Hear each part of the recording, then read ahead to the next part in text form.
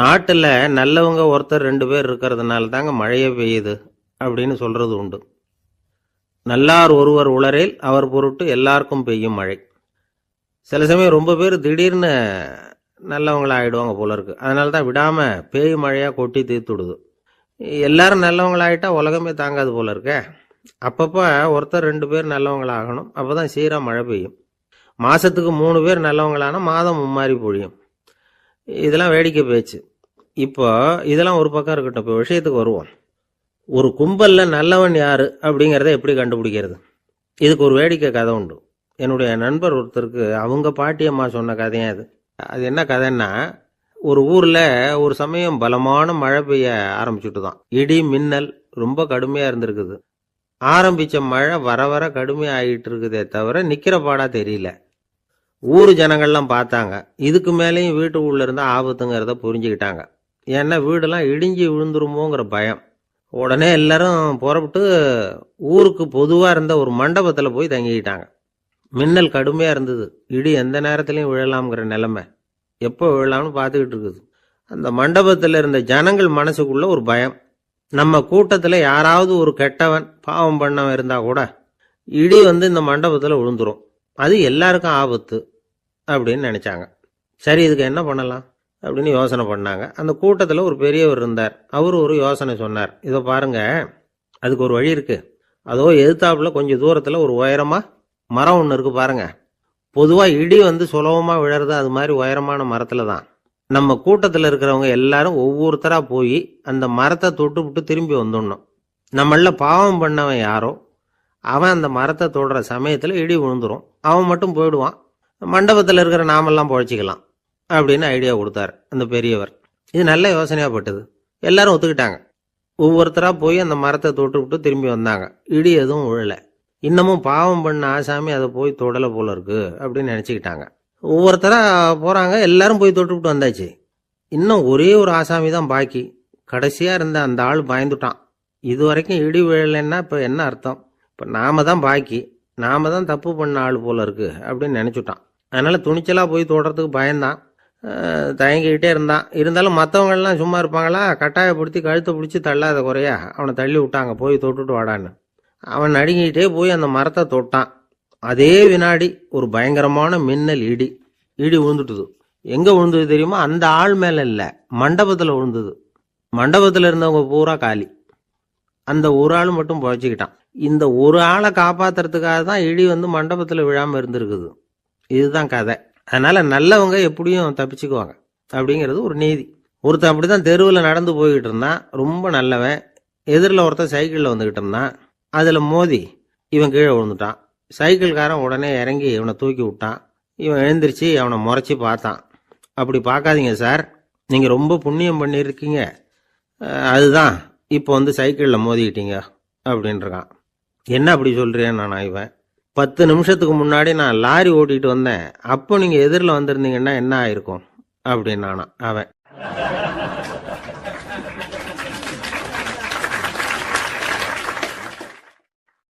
ஒரு ஊர்ல ஒரு பெரிய செல்வந்தர் இருந்தார். பணத்துக்கு பஞ்சம் இல்லை.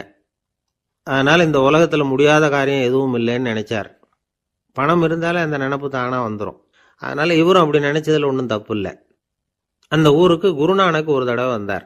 அவருக்கு இந்த செல்வந்தர் ரொம்ப பிரமாதமா ஒரு வரவேற்பு கொடுத்தார். ஊர் எல்லையிலேயே எங்க வீட்டுக்கு வந்து விருந்து சாப்பிட்டுட்டு போகணும்னு கேட்டுக்கிட்டார். அவரும் சரின்னு ஒத்துக்கிட்டார். உடனே தன்னுடைய பங்களாவில் ஒரு பெரிய விருந்துக்கு ஏற்பாடு பண்ணார்.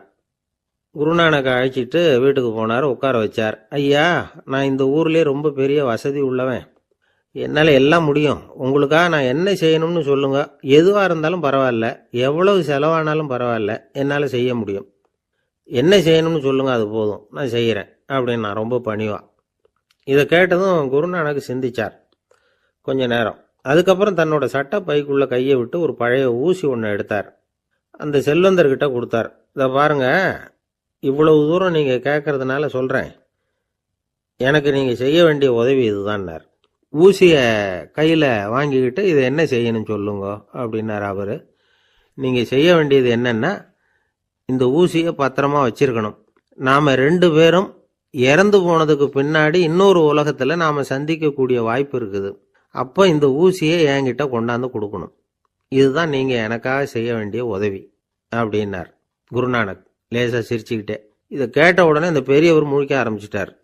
அது எப்படிங்க, நான் சாகிறப்ப எப்படி இந்த ஊசியை எடுத்துக்கிட்டு இன்னொரு உலகத்துக்கு வர முடியும்னார். ஊசி மாதிரி ஒரு சின்ன பொருளை கூட இந்த உலகத்தை விட்டு நாம போறப்ப எடுத்துட்டு போக முடியாதுங்கிறப்போ உங்களோட செல்வத்தையெல்லாம் எப்படி அங்கே எடுத்துட்டு வர போறீங்க அப்படின்னு கேட்டார் குருநானக். அதுக்கப்புறம் தான் அந்த பெரியவர் யோசிக்க ஆரம்பிச்சாராம்.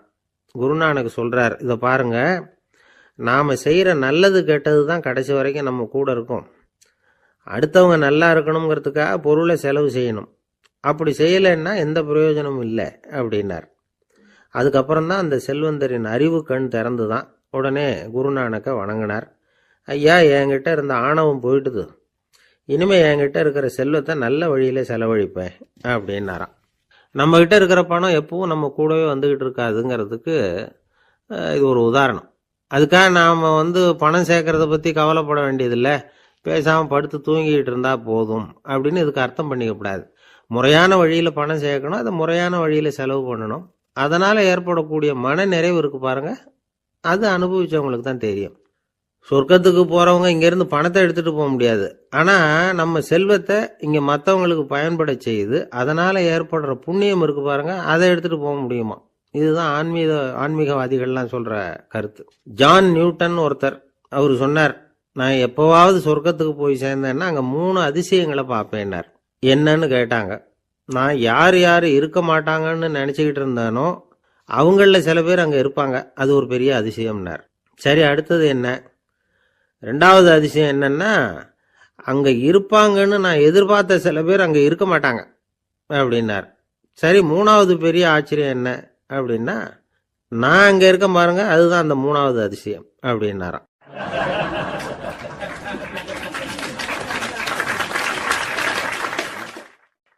தானத்துல சிறந்தது எது அப்படின்னு ஒரு கேள்வியை கேட்டு, தானத்துல சிறந்தது நிதானம் அப்படின்னு அதுக்கு ஒரு பதிலும் சொல்றவங்க உண்டு. நிதானம் ரொம்ப அவசியம், அதுவும் இன்றைய உலகத்துக்கு ரொம்ப அவசியம். இன்னைக்கு உலகம் ரொம்ப பரபரப்பாக போய்கிட்டு இருக்குது. பொறுமையாக இருக்கணும்னு நினைக்கிறவங்களால கூட அப்படி இருக்க முடியறதில்ல. பொறுமையை சோதிக்கிறது மாதிரி பல சம்பவங்கள், அதையெல்லாம் சந்திச்சே தீர வேண்டியிருக்குது. எங்கே போனாலும் கியூவில் நிற்க வேண்டியிருக்குது, எங்கே போனாலும் காத்துக்கிட்டு இருக்க வேண்டியிருக்கு. ஆஃபீஸ்லேயோ வீட்லேயோ கூட நீங்கள் நிதானமாக பொறுமையாக நடந்துக்க தெரியலன்னா உங்களுக்கு சிடுமூஞ்சி, முசுடு இப்படிலாம் பேர் வச்சுருவாங்க. அது உங்களுக்கு தேவையா? சரி, வாழ்க்கையில் பொறுமைசாலின்னு பேர் வாங்கிறதுக்கு என்ன வழி? முதல் பாயிண்ட், நீங்கள் நினைக்கிறது, எதிர்பார்க்கறது, செய்யறது எல்லாமே 100% கரெக்டாக நடக்கணும்னு ஆசைப்படக்கூடாது. எதுவாக இருந்தாலும் அதில் ஓரளவுக்கு தவறு நடக்கலாம் அப்படிங்கிறத எதிர்பார்த்தே இருக்கணும். ஓரளவுக்கு அதை அனுமதிக்கணும். ஒரு நண்பரை 6 மணிக்கு ஒரு இடத்துக்கு வர சொல்லியிருக்கிறீங்க, 6 மணிக்கு அவர் வரலை, உடனே பொறுமை இழந்து நடந்துக்கப்படாது.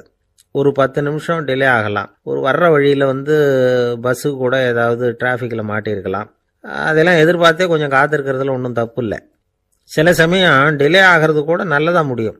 ஒரு பஸ்ஸை தவற விட்டுட்டு, ஐயோ கொஞ்சம் ஒரு 2 நிமிஷம் முன்னாடி வந்திருந்தா பிடிச்சிருக்கலாமே அப்படின்னு தவிச்சிக்கிட்டு இருப்பாங்க சில பேர். அடுத்தபடியாக வர்ற பஸ்ஸு நேரடியாக நீங்கள் போக வேண்டிய இடத்துக்கே கொண்டு போய் விடுற பஸ்ஸாக கூட இருக்கலாம். அது உங்களுக்கு முன்னாடி தெரியாதுல்ல. சில நெருக்கடியான சூழ்நிலைகளை தமாஷா எடுத்துக்கிறதுக்கு பழகிக்கணும். சில இடங்களுக்கு போகிறப்ப காத்திருக்கிறதுக்கு நம்ம மனசை தயார்படுத்திக்கிட்டே போகணும். ஒரு ரயிலுக்கோ பஸ்ஸுக்கோ அல்லது விமானத்துக்கோ கப்பல் பிரயாணத்துக்கோ போகிறப்போ அங்கே போய் நீங்கள் மணிக்கணக்கில் கூட காத்துக்கிட்டு தான் இருக்கணும். புறப்படுற நேரம் கூட மாறலாம். நீங்கள் போய் சேர்ந்ததும் அது உடனே புறப்படணும்னு கட்டாயமாக என்ன? அது மாதிரி சமயத்தில் படிக்கிறதுக்குன்னு சில சுவாரஸ்யமான புத்தகங்களையும் கையில் எடுத்துக்கலாம். உங்களை சுற்றி எவ்வளவோ சுவாரஸ்யமான சம்பவங்கள் நடந்துக்கிட்டு இருக்குதுல்ல, அதையெல்லாம் வேடிக்கை பாருங்கள். எதுக்காக காத்துக்கிட்டு இருக்கிறோமோ அந்த காரியத்தில் உண்மையாகவே நமக்கு ஒரு அக்கறை இருந்தால் நமக்கு போர் அடிக்காது. சில கோயில்களில் பார்த்துருப்பீங்க, தரிசனத்துக்காக பக்தர்கள் நாள் கணக்கில் காத்துக்கிட்டு இருப்பாங்க. அவங்களெலாம் அழுத்துக்கிறது இல்லை. ஆண்டவனை தரிசிக்கணுங்கிற உண்மையான அக்கறை இருக்கிறதுனால அவங்களுக்கு போர் அடிக்கிறது இல்லை. ஆனால் சில சினிமா தியேட்டரில் கூட பார்க்கலாமே, சினிமா கியூ கூட அப்படி தான். சாயந்தரம் 6 மணி ஆட்டத்துக்கு காலம்பரம் 6 மணிக்கே போய் கூட காத்துக்கிட்டு இருப்பாங்க.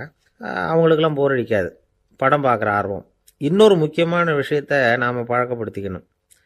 லிவ் ஃபார் தி மூமெண்ட் அப்படிங்கிறாங்க நிபுணர்கள். ரொம்ப பேர் எப்படின்னா அடுத்தபடியாக நடக்க போகிற விஷயத்திலேயே கவனமாக இருப்பாங்க. அந்த நினைப்புலேயே இந்த நிமிஷத்தை பொறுமை இல்லாமல் கழிப்பாங்க.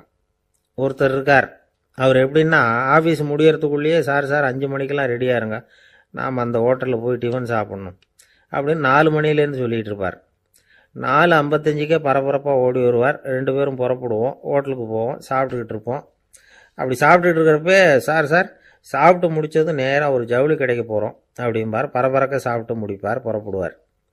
ஜவுளி கடையில் அவசரமாக சீக்கிரம் பில் போடுங்க சார், சினிமாவுக்கு நேரம் ஆகிடும்பார்.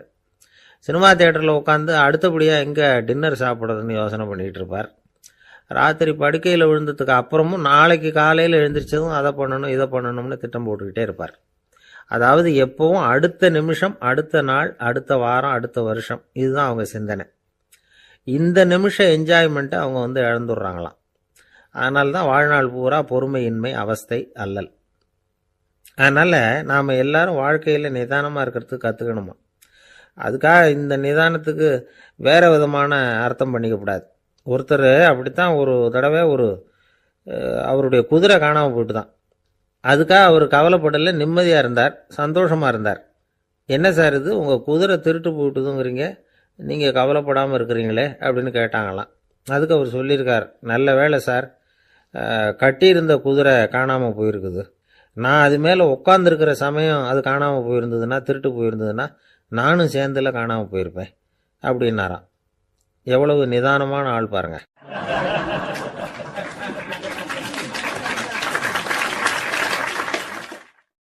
ஒரு ஊரில் ஒரு ஆள் இருந்தான், தையல் கடை வச்சுருந்தான்.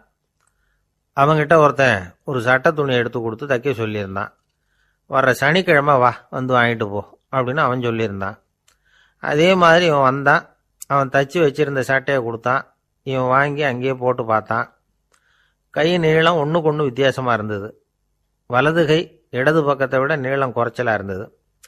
அவன் முணுமுணுக்க ஆரம்பிச்சுட்டான், என்ன இது இப்படி தைச்சுட்டியேன்னு. இதுக்கு அவன் சொன்னான், ஐயையோ இதுக்காகவா சங்கடப்படுறீங்க, வலது கையை மட்டும் கொஞ்சம் உள்ளே இழுத்தாப்புல வச்சுக்கிட்டிங்கன்னா சரியாக போகுது. மற்றபடி அந்த சட்டையில் உள்ள கலை அம்சத்தை கவனிங்க, எவ்வளோ அற்புதமாக தைச்சிருக்கேன் பாருங்கள். ஒரு சின்ன குறைய இப்படிலாம் பொருட்படுத்த வேண்டியதில்லை. நான் சொன்னது மாதிரி கையை கொஞ்சம் உள்ளே இழுத்தது மாதிரி வச்சுக்கிட்டு நடந்து போங்க, ஜோராக இருக்கும் அப்படின்னா. அவனும் யோசித்து பார்த்தான். சரியான யோசனையாக தான் தோணுச்சு. கொஞ்சம் முயற்சி பண்ணி வலது கையை கொஞ்சம் உள்ளே இழுத்து சட்டை சரியாக இருக்கிறது மாதிரி பண்ணிக்கிட்டான். இப்போ மறுபடியும் ஒரு பிரச்சனை. வலது கையை உள்ளே இழுத்த மாதிரி அப்படியே வச்சுக்கிட்டதும் முதுகு பக்கம் கொஞ்சம் துணி தளர்த்தியாக தொங்குறது மாதிரி தெரிஞ்சுது. என்ன இது, முதுகு பக்கம் துணி குவிஞ்சுட்டுதே, தொங்குதே அப்படின்னா மறுபடியும், அடடா இதுக்காகவா கவலைப்படுறீங்க, உடம்ப அதுக்கு தகுந்த மாதிரி கொஞ்சம் வளைச்சிக்கிட்டா சரியாக போடுது.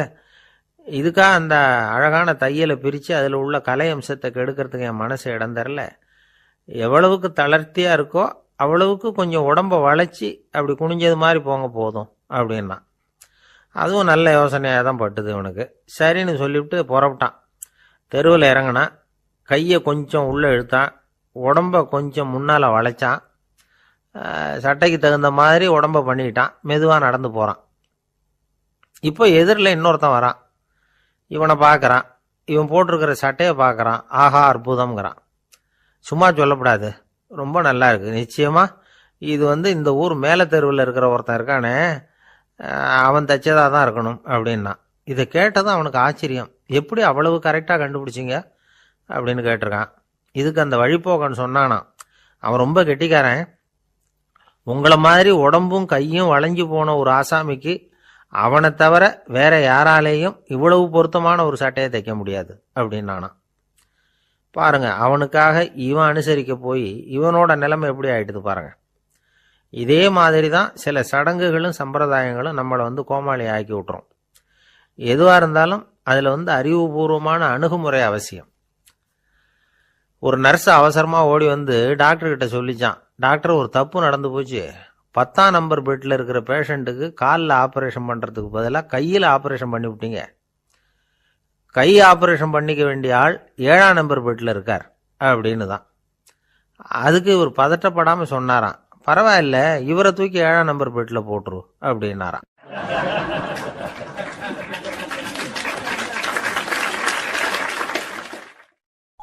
எனக்கு தெரிஞ்ச ஒருத்தர் இருக்கார். அவர் ஒரு பெரிய காவல்துறை அதிகாரி, ரொம்ப கண்டிப்பானவர். அவரை கண்டாவே எல்லாரும் பயப்படுவாங்க. அப்படிப்பட்டவர் வீட்டுக்கு போனால் அப்படியே அடியோட மாறிடுவார். அங்கே போய் பார்த்தீங்கன்னா குழந்தைகளோட குழந்தையா அவர் விளையாடிக்கிட்டு இருப்பார். அலுவலக சமயத்தில் பார்த்தீங்கன்னா குதிரை முதுகில் அவர் உட்காந்துருப்பார். வீட்டில் பார்த்தீங்கன்னா அவர் முதுகில் குழந்தை உட்காந்துருக்கும். அவர் குதிரை மாதிரி போயிட்டு இருப்பார். இது எப்படிங்க முடியுது உங்களால் அப்படின்னு கேட்டாங்க. அது ஒன்றும் இல்லை, இங்கே வீட்டுக்கு வந்த உடனே என்னோட மனசை தனியாக எடுத்து வச்சிருவேன் அப்படின்னார். அது என்னங்க உங்கள் சட்டப்பயிலியாக இருக்குது மனசு, அது தனியாக எடுத்து வைக்கிறதுக்கு அப்படின்னு கேட்டாங்க. அப்படி இல்லைங்க, இது ஒரு பயிற்சி, மனப்பயிற்சி, அவ்வளவுதான் அப்படின்னார். இப்படி சமயம் பார்த்து மனசை தனியாக வச்சுவிட தெரிஞ்சவங்க வாழ்க்கையில் எப்பவும் உற்சாகமாக இருப்பாங்க அப்படிங்கிறது பெரியவங்க கருத்து. ஒரு டாக்டர் ஆஸ்பத்திரியில் இருக்கிற வரைக்கும் டாக்டராக இருக்கலாம். அவர் மனைவிகிட்டையும் அவர் டாக்டராக இருக்க வேண்டிய அவசியம் இல்லை. ஒரு வக்கீல் கோர்ட்டில் இருக்கிற வரைக்கும் வக்கீலாக இருக்கலாம். வீட்டுக்கு வந்ததுக்கு அப்புறமும் வக்கீலாக இருக்க வேண்டிய அவசியம் கிடையாது. வீட்டில் குழந்தைகள்கிட்ட விளையாடும் பொழுதும் அதுகள்கிட்ட ஃபீஸு கேட்டுக்கிட்டு இருக்கக்கூடாது. நாம் எப்படி இருக்கணும்னு பெரியவங்க சொல்கிறாங்கன்னா, மனசோட சேரப்படாதான். அப்படி சேராமல் வாழ்க்கையை கவனிக்கணுமா. மனசை அப்படியே தனியாக எடுத்து பக்கத்தில் வச்சுடணும். அப்படின்னா அதை அப்படியே தூக்கி எறிஞ்சுடு அப்படின்னு அர்த்தம் இல்லை. ஏன்னா மனசுங்கிறது நமக்கு உபயோகப்படக்கூடிய ஒன்று தான். எப்போ எப்போ அது தேவையோ அப்பப்போ எடுத்து உபயோகப்படுத்திக்கணும். தேவைப்படுறப்போ எடுத்து கண்ணாடியை மாட்டிக்கிறோம்ல, படிக்கும் பொழுது கண்ணாடி தேவைப்படுது, எடுத்து மாட்டிக்கிறோம் இல்லையா, அது மாதிரி கணக்கு போடுறதுக்கு மனசு தேவை. கடைக்கு போய் ஒரு பொருள் வாங்குகிறோம், காசு கொடுக்குறோம், மீதி சில்லறை சரியாக இருக்கா அப்படின்னு எண்ணி பார்த்து வாங்க வேண்டியிருக்கு. அந்த சமயத்தில் மனசை எடுத்து தனியாக வச்சுட்டேன் அப்படின்னு சொல்லிட்டு இருக்கக்கூடாது. பரீட்சைக்கு படிக்க வேண்டியிருக்குது, படித்ததையெல்லாம் அப்படியே நினைவில் வச்சுக்க வேண்டியிருக்கு, அந்த சமயத்தில் மனசை தூக்கி எறிஞ்சுட்டேன் சார் அப்படின்னு சொல்லிட்டு இருக்கக்கூடாது. அப்படி சொன்னால் பரீட்சை நம்மளை தூக்கி எறிஞ்சிடும். அதனால் தேவைப்படுறப்போ மனசை உபயோகப்படுத்தணும், தேவையில்லாதப்போ அதை தனியாக ஓய்வு எடுத்துக்க விட்டுடணும். இப்படி நாம் பழக்கப்படுத்திக்கிட்டா வாழ்க்கைங்கிறது நமக்கு புதுசாக தெரியுமா. மனசுக்கும் ஒரு சக்தி கிடைக்கும். எந்திரங்களுக்கு ஓய்வு கொடுக்குற மாதிரி மனசுக்கும் ஓய்வு கொடுக்கணும், இல்லைன்னா அது களைச்சி போயிடும்.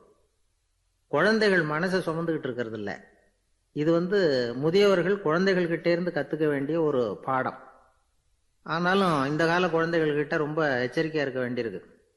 ஒரு தாத்தாவும் பேரனும் விளையாடிக்கிட்டு இருக்கிறாங்க. தாத்தா, எனக்கு சைக்கிள் ஓட்ட கற்றுக் கொடு அப்படிங்கிறான் பேரன். சைக்கிள் உயரம் கூட இல்லை, அதுக்குள்ளே சைக்கிள் ஓட்டணுமா அப்படின்னார் தாத்தா. ஏன் தாத்தா, ரயில் ஓட்டுறாரே, அவர் என்ன ரயில் நீளமா இருக்கார் அப்படின்னு கேட்டானா அந்த பையன். ஒரு ஊர்ல ஒரு சித்தர் இருந்தார், சூஃபி சித்தர். அவர் ஞானம் பெற்ற ஒரு சித்தர். ஒரு நாள் அந்த நாட்டு மன்னன் அவரை பார்க்கறதுக்காக வந்தான். என்ன வேணும் உனக்குன்னு கேட்டார். நான் கடவுளை பார்க்கணும், அதுக்கு நீங்க தான் உதவி பண்ணணும் அப்படின்னா அவன்.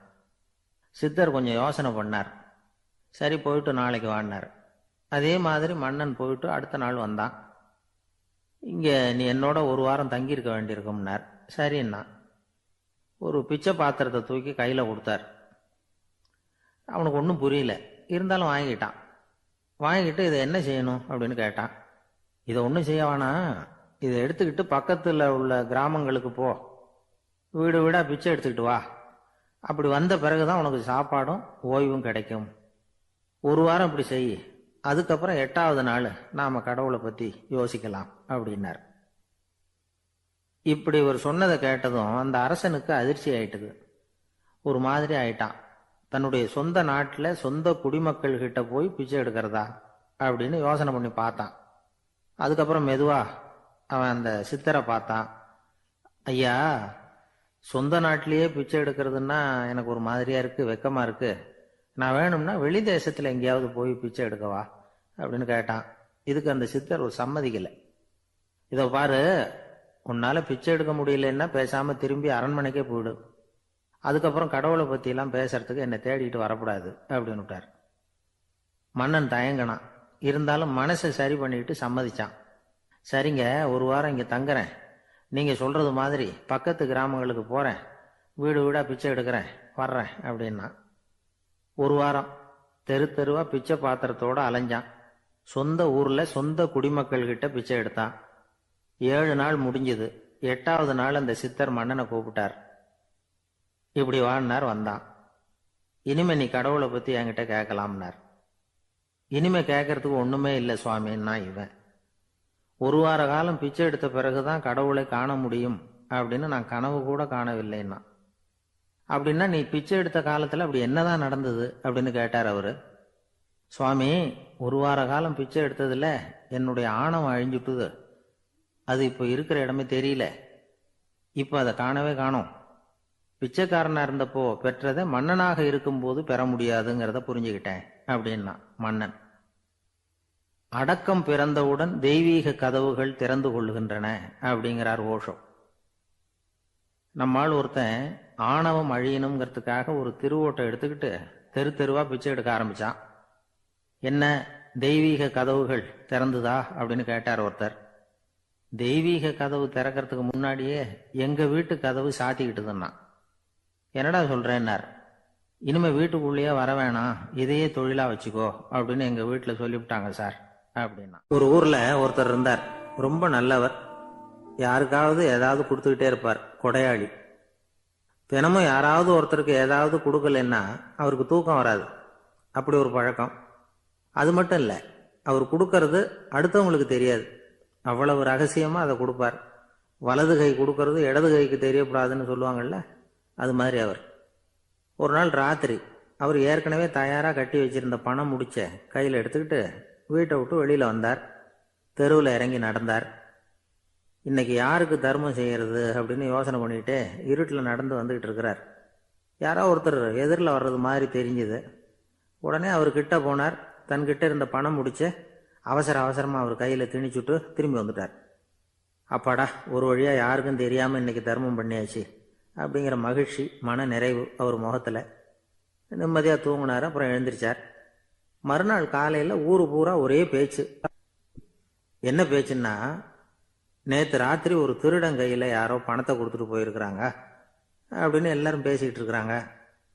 இதை கேள்விப்பட்டதும் அந்த பெரியவருக்கு ரொம்ப வருத்தமாக போச்சு. அடடா, போயும் ஒரு திருடனுக்காக உதவி பண்ணியிருக்கிறோம், பிரயோஜனம் இல்லாமல் போயிட்டுதே அப்படின்னு நினைச்சார்.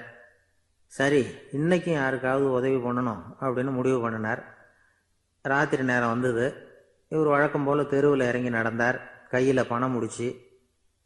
எதிரில் ஒரு பொன் உருவம் மங்கலா தெரிஞ்சது. இவர் உடனே அந்த பெண்கிட்ட பணத்தை கொடுத்துட்டு திருப்தியா திரும்பி வந்துட்டார். மறுநாள் காலையில ஊர் பூரா என்ன பேசிக்கிட்டாங்க தெரியுமா? நேற்று ராத்திரி நெறி தவறி நடக்கிற ஒரு பெண்ணின் கையில யாரோ வச்சுட்டு போயிருக்கிறாங்க அப்படின்னு எல்லாரும் பேசிக்கிறாங்க. அடடா, இன்னைக்கும் தவறுதலா நடந்து போச்சு அப்படின்னு ஒரு வருத்தப்பட்டார். இருக்கட்டும், இன்னைக்கும் ஏதாவது தர்மம் பண்ணுவோம் அப்படின்னு நினைச்சுக்கிட்டாரு. 3வது நாள் ராத்திரியும் புறப்பட்டார். இப்பவும் எதிரில் ஒருத்தர் வந்தார். இவர் பணத்தை கொடுத்தார், திரும்பி வந்துட்டார். மறுநாள் மக்கள் என்ன பேசிக்கிட்டாங்கன்னா, நேற்று ராத்திரி ஒரு செல்வந்தர் கையில் யாரோ பணத்தை கொடுத்துட்டு போயிருக்கிறாங்க அப்படின்னு பேசிக்கிட்டாங்களாம். அவருக்கு ரொம்ப வருத்தமாக போயிட்டுது. என்ன இது, தினம் இப்படி ஆகிக்கிட்டு இருக்குதே அப்படின்னு நினச்சிக்கிட்டே படுத்து தூங்கினார். அன்னைக்கு ராத்திரி ஒரு கனவு. அந்த கனவுல இறைவன் வந்து சொன்னாராம், இதோ பாருப்பா, நீ கொடுத்த தர்மம் வீணா போயிடல. உன்கிட்ட பணம் வாங்கின அந்த திருடன் திருந்திட்டான், அந்த பொண்ணும் திருந்திட்டா, அந்த செல்வந்தனும் கொடையாளி ஆயிட்டான், எல்லாருக்கும் உதவி பண்ண ஆரம்பிச்சுட்டான் அப்படின்னு சொன்னாராம். இந்த கதையை சொன்னவர் யாருன்னா நபிகள் நாயகம். இதுல உள்ள கருத்து என்னன்னா, நல்ல மனசோட தர்மம் பண்ணுனா அது வீணா போறதில்லை. இன்னொரு கருத்து, தர்மம் வந்து தன்னை மட்டுமல்ல அடுத்தவங்களையும் தீமையிலிருந்து காப்பாற்றும். இதுதான் நாம புரிஞ்சுக்க வேண்டியது. இந்த காலத்திலையும் இது மாதிரி சில சம்பவங்கள் நடக்கிறது உண்டு. ஒரு பெரியவர் இருட்டில் நடந்து வந்துகிட்டு இருந்தாரு.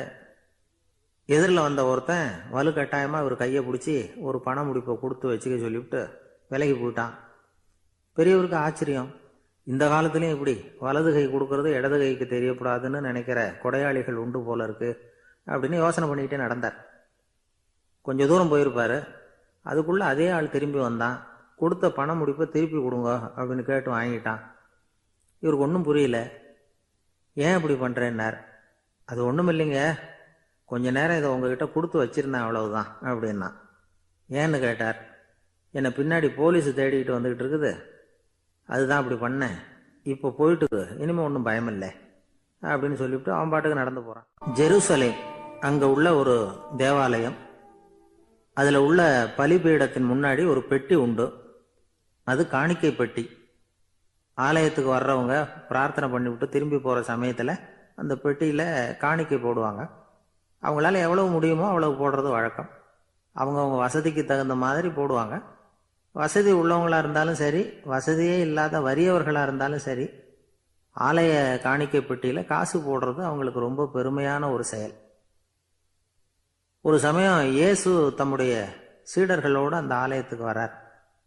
அங்கே உட்காந்து ரொம்ப நேரம் வழிபாடு பண்ணிட்டு இருக்கிறார். சீடர்களும் அந்த ஜபத்தில் கலந்துக்கிட்டாங்க.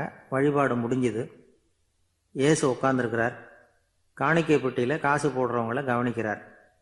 சீடர்களும் அதையே கவனிச்சுக்கிட்டு இருக்கிறாங்க. ரொம்ப பேர் வரிசையாக வந்தாங்க. அவங்களால முடிஞ்ச அளவுக்கு காசு போட்டுட்டு அவங்க பாட்டுக்கு போய்கிட்டு இருக்கிறாங்க. வசதியானவங்க நிறைய பேர் வந்தாங்க. அதுக்கு மத்தியில் வயசான ஒரு அம்மா, அவங்களும் வந்து காசு போட்டுட்டு போகிறாங்க. இப்போ இயேசு தன்னுடைய சீடர்கள் பக்கம் திரும்பினார். ஒரு கேள்வி கேட்டார். இப்போ இந்த காணிக்கை பெட்டியில் நிறைய பேர் வந்து காசு போட்டுட்டு போகிறத நீங்கள் கவனிச்சிங்க. இன்னைக்கு இந்த காணிக்கை பெட்டியில் ரொம்பவும் அதிகமாக காசு போட்டது யார் அப்படின்னு கேட்டார். முதல்ல வந்தார ஒரு பெரிய மனுஷன், அவர் தான் அதிகமாக போட்டார் அப்படின்னார் ஒருத்தர். மூணாவதாக வந்தவர் தான் அதிகமாக போட்டார், நான் கவனித்தேன் அப்படின்னாரு இன்னொருத்தர். இப்படி ஆளுக்கு ஒரு விதமாக சொல்கிறாங்க.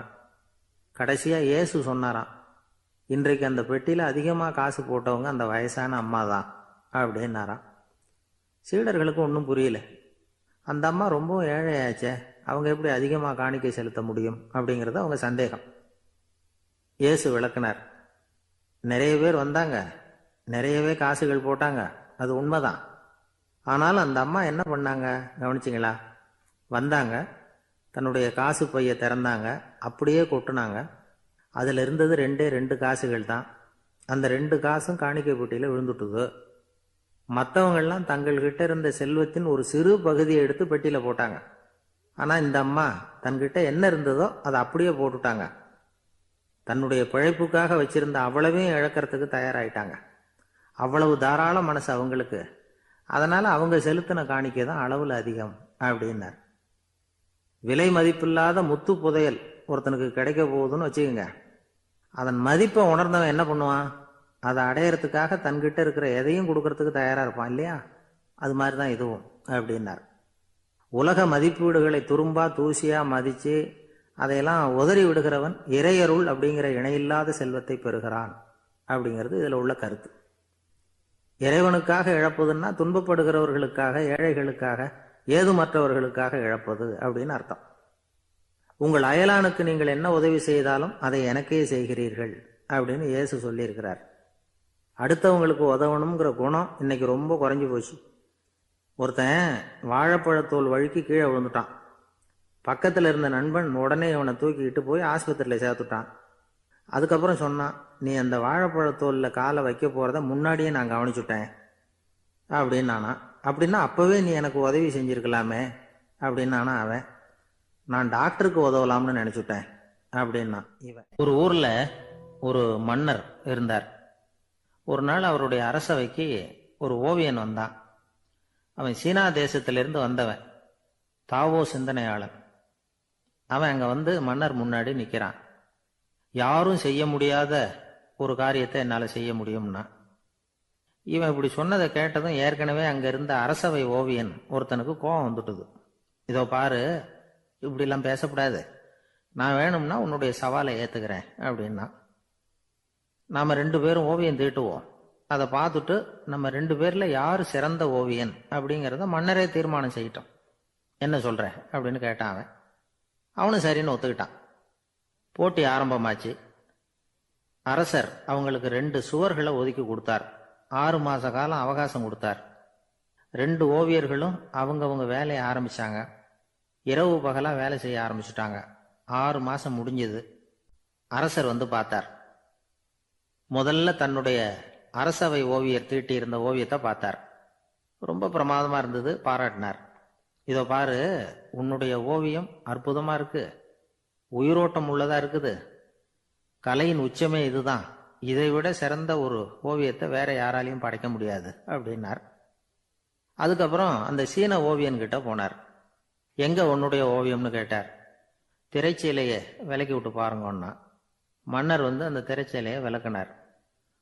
உள்ள ஓவியம் இருக்க வேண்டிய இடம் கண்ணாடி மாதிரி தெரிஞ்சுது. அவன் அந்த 6 மாச காலமா அந்த சுவரை தேய்ச்சி தேய்ச்சி கண்ணாடி மாதிரி ஆக்கி வச்சிருக்கிறான். அதுக்கு நேரா எதிர் சுவரில் அரசவை ஓவியம் தீட்டின ஓவியம் இருக்கு. அது எதிரில் இருந்த இந்த கண்ணாடியில பட்டு பிரதிபலிக்குது. மன்னர் யோசனை பண்ண ஆரம்பிச்சார்.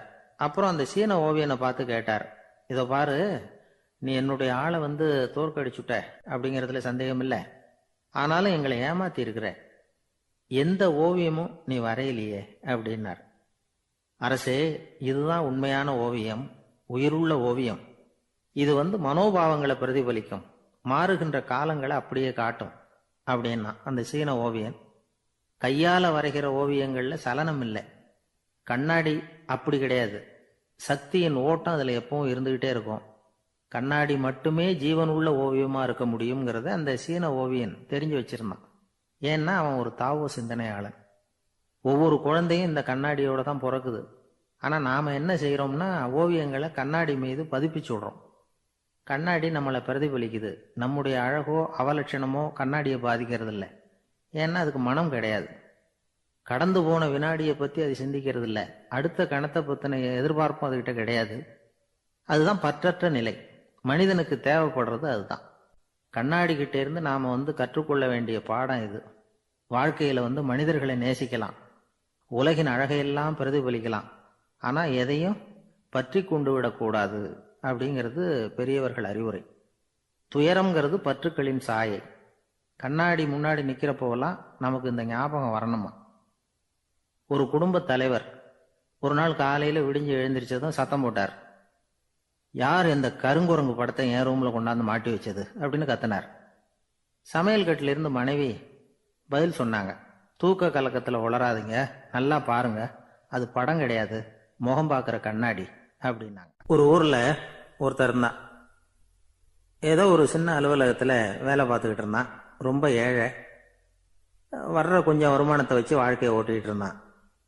ஒரு நாள் தெரு வழியா அவன் நடந்து வந்துகிட்டு இருக்கிறான். தெருவில் ஒரு காசு கிடந்தது. அதை பார்த்துட்டான். அது குனிஞ்சு எடுத்தான். அது ஒரு பழங்கால காசு. அந்த காசு நடுவில் ஒரு துளை இருந்தது. அதாவது துளையிட்ட நாணயம். பழங்காலத்தில் புழக்கத்தில் இருந்த ஒரு நாணயம் அது.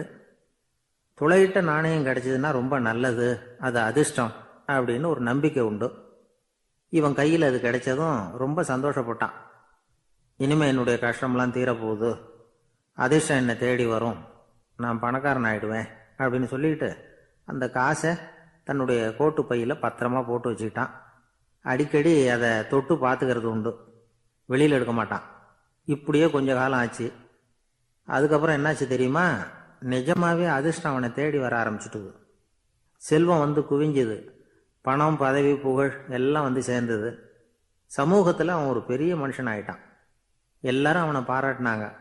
அவன் எதை தொட்டாலும் வெற்றி, எல்லாம் அந்த காசோட மகிமை அப்படின்னு அவன் மனசுக்குள்ள நினைச்சுக்கிட்டான். தினமும் காலையில அந்த கோட்டை போட்டுக்கிட்டு தான் வெளியில கிளம்புவான். புறப்படுறதுக்கு முன்னாடி கோட்டு பாக்கெட்டை தொட்டு பார்த்துக்குவான், உள்ள காசு இருக்கா அப்படிங்கிறத உறுதிப்படுத்திக்குவான். அதுக்கப்புறம் தான் வெளியில கிளம்புவான். இப்படியே பல வருஷம் ஓடி போச்சு. ஒரு நாள் அவனுக்கு அந்த ஆசை வந்துட்டுது. அதாவது அந்த துளையிட்ட நாணயத்தை எடுத்து கண்ணால பார்க்கணும் அப்படின்னு. காலையில சாப்பிட்டுக்கிட்டு இருந்தான். அப்போ தன்னுடைய மனைவி கிட்ட சொன்னான், ரொம்ப நாளைக்கு அப்புறம் என்னுடைய அந்த நாணயத்தை இன்னைக்கு வெளியில எடுத்து பார்க்க போறேன்னா. என்னத்துக்கு அது, இப்போ அதை பார்க்க வேணாமே அப்படின்னு மெதுவாக இழுத்தாங்க அந்த அம்மா. இல்லை இல்லை, நான் பார்த்தே தீரணும் அப்படின்னு அவன் தன்னுடைய சட்டை பைக்குள்ள கையை விட்டான். உள்ள இருந்த நாணயத்தை வெளியில எடுத்தான். பார்த்தா அவனுக்கு ஆச்சரியமா போச்சு. அந்த நாணயத்துல தொலையே இல்லை. என்ன ஆச்சு அப்படின்னு சொல்லி அவன் ரொம்ப குழம்பி போயிட்டான். இப்போ அந்த அம்மா சொன்னாங்க, நான் தான் ஒரு நாள் உங்க கோட்டு ரொம்பவும் தூசியா இருக்கேன்னு சொல்லி அதை ஜன்னலுக்கு வெளியில உதறினேன். உள்ள இருந்த அந்த காசு அப்ப எனக்கு தெரியாது, ஞாபகத்துல இல்லை. அது தெருவில் விழுந்துட்டது போல இருக்கு. அதுக்கப்புறம் எவ்வளவோ தேடி பார்த்தேன், கிடைக்கல. அதுக்குள்ள அதை யாரோ எடுத்துட்டு போயிட்டாங்க போல இருக்கு. அது இல்லைங்கிறது உங்களுக்கு தெரிஞ்சா வருத்தமா இருக்குமேங்கிறதுக்காக நான் தான் வேற ஒரு நாணயத்தை எடுத்து சட்டை பைக்குள்ள வச்சுட்டேன் அப்படின்னு விவரத்தை சொன்னாங்க அந்த அம்மா. இது எப்போ நடந்ததுன்னு கேட்டான். உங்களுக்கு அந்த காசு கிடைச்சதே அன்னைக்கு மறுநாளே இது நடந்து போச்சு அப்படின்னாங்களாம். இதை கொஞ்சம் யோசனை பண்ணி பாருங்க. அவனுக்கு அதிர்ஷ்டத்தை கொடுத்தது அந்த நாணயம் இல்லை, அவனுடைய நம்பிக்கை, அதாவது தன்னம்பிக்கை. அதுதான் வேலை செஞ்சிருக்கு. இதிலிருந்து நாம் தெரிஞ்சுக்க வேண்டியது என்னன்னா, வாழ்க்கையில் முன்னேற நினைக்கிறவங்களுக்கு தன்னம்பிக்கை ரொம்ப முக்கியம்.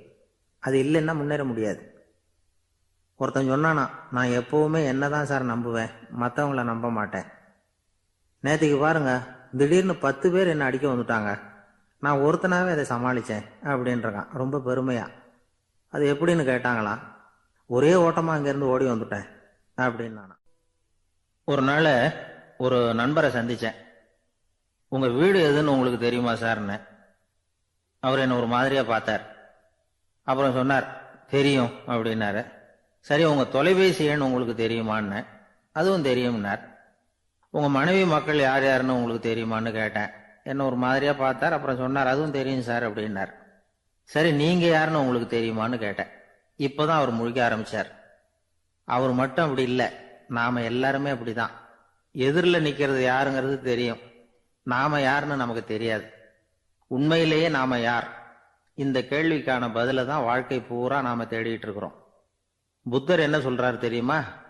நீங்க கடவுளை பத்தி கவலைப்பட தேவையில்லை, உங்களை பத்தின கவலை உங்களுக்கு இருந்தா போதும் அப்படிங்கிறார். நான் யார், எனக்கு ஏன் இந்த கவலை அப்படின்னு உங்களை நீங்களே கேட்டுக்குங்க அப்படிங்கிறார். நாம ஏன் கடவுளை படைச்சோம்? அது ஒரு நழுவல் முயற்சியாம், அதாவது தன்னிடமிருந்து தானே தப்பிக்கிற ஒரு முயற்சியாம். இப்படிதான் அதை சொல்றாங்க அறிஞர்கள்லாம். மக்கள் பொய்யான பிரச்சனைகள்ல ஆர்வமா இருக்கிறாங்க, அதுக்கு தீர்வு காணவும் முயற்சி பண்றாங்க. கடவுளை பத்தி விவாதிக்க எல்லாருக்கும் விருப்பம், தன்னுடைய சுயம் பற்றிய பிரஜையே இருக்கிறது இல்ல. ஆகக்கூடிய விஷயம் என்னன்னா, கடவுள் சமாளிப்புக்கு பயன்படுத்தப்படுகிறார். மனவியல் என்ன சொல்லுது தெரியுமா? கடவுள், சொர்க்கம், மறுபிறவி இதை பத்தி எல்லாம் பேச ஆரம்பிக்கிறவங்க யார் தெரியுமா? போருக்கு போறவன், துன்பத்துல சிக்கி கஷ்டப்படுறவன், நோய் படுக்கையில விழுந்தவன், இவங்க தான். நாம அனுபவத்திலேயே பார்க்குறோமே இதையெல்லாம். கடவுளை துணைக்கு கூப்பிடுறவங்க யாருன்னு கவனிச்சு பாருங்க. பரீட்சை எழுத போறவன், வேலை தேடி அலையிறவன், பண நெருக்கடியில் இருக்கிறவன், விபத்துல சிக்கிக்கிட்டவன், இவங்கெல்லாம் தான். தேர்வுல வெற்றி பெற்றதும் அவரை துணைக்கு கூப்பிடுறது இல்லை, வேலை கிடைச்சதும் அவர் துணை தேவைப்படுறது இல்லை. ஏன் இப்படி? கொஞ்சம் யோசனை பண்ணி பாருங்க.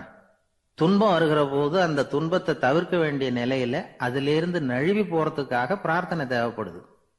எல்லாம் நல்லபடியா நடக்கிறப்போ பிரார்த்தனை செய்யறது இல்லை. புத்தருடைய வழி என்ன தெரியுமா? அந்த வழியில கடவுளும் கிடையாது, பிரார்த்தனையும் கிடையாது. புத்தர் செய்தது இதைத்தான். அதாவது கடவுள்கிட்ட இருந்து மனிதனையும், மனிதன் கிட்ட இருந்து கடவுளையும் அவர் விடுவித்தார். புத்த மதம் என்ன சொல்லுது தெரியுமா? கடவுள் பிரச்சனை அல்ல, மனிதன் தான் உண்மையான பிரச்சனை அப்படின்னு சொல்லுது. உங்களை நீங்க நல்லா தெரிஞ்சுக்கிட்டா போதும், நீங்களே கடவுள் ஆயிடுவீங்க அப்படிங்கிறது தான் புத்த மதம். அதனால நமக்கு தேவை உள்முக பயணம். நான் யார் அப்படிங்கிற கேள்வியோட உள்ள போகணும். அங்க போனாதான் தெரியும் நான் அப்படின்னு அங்க யாருமே இல்லைங்கிறது. இதெல்லாம் புத்தர் சொல்லுகிற ஒரு தத்துவம். தத்துவம்னு சொன்னாவே நமக்கெல்லாம் அதை புரிஞ்சுக்கிறது கஷ்டம்தான். நம்ம பொறுத்த வரைக்கும் தத்துவம்ங்கிறதுல 2 வகை உண்டு. ஒன்று தத்துவம், இன்னொன்று மகா தத்துவம். தத்துவம்னா என்ன தெரியுமா? கேட்கறவங்களுக்கு புரியப்படாது, அதுதான் தத்துவம். மகா தத்துவம் என்னன்னா சொல்றவங்களுக்கும் புரியப்படாது. அந்த வகையில பார்த்தா இன்று ஒரு தகவலும் ஒரு மகா தத்துவம் தான். ஒரு நாள் ஒரு நண்பரை சந்திச்சேன். உங்க வீடு எதுன்னு உங்களுக்கு தெரியுமா சார்ன்னு. அவர் என்ன ஒரு மாதிரியா பார்த்தார். அப்புறம் சொன்னார், தெரியும் அப்படின்னாரு. சரி, உங்க தொலைபேசி எண் உங்களுக்கு தெரியுமான்னு. அதுவும் தெரியும்னார். உங்க மனைவி மக்கள் யார் யாருன்னு உங்களுக்கு தெரியுமான்னு கேட்டேன். என்ன ஒரு மாதிரியா பார்த்தார். அப்புறம் சொன்னார், அதுவும் தெரியும் சார் அப்படின்னார். சரி, நீங்க யாருன்னு உங்களுக்கு தெரியுமான்னு கேட்டேன். இப்போதான் அவர் முழிக்க ஆரம்பிச்சார். அவர் மட்டும் அப்படி இல்லை, நாம எல்லாருமே அப்படிதான்.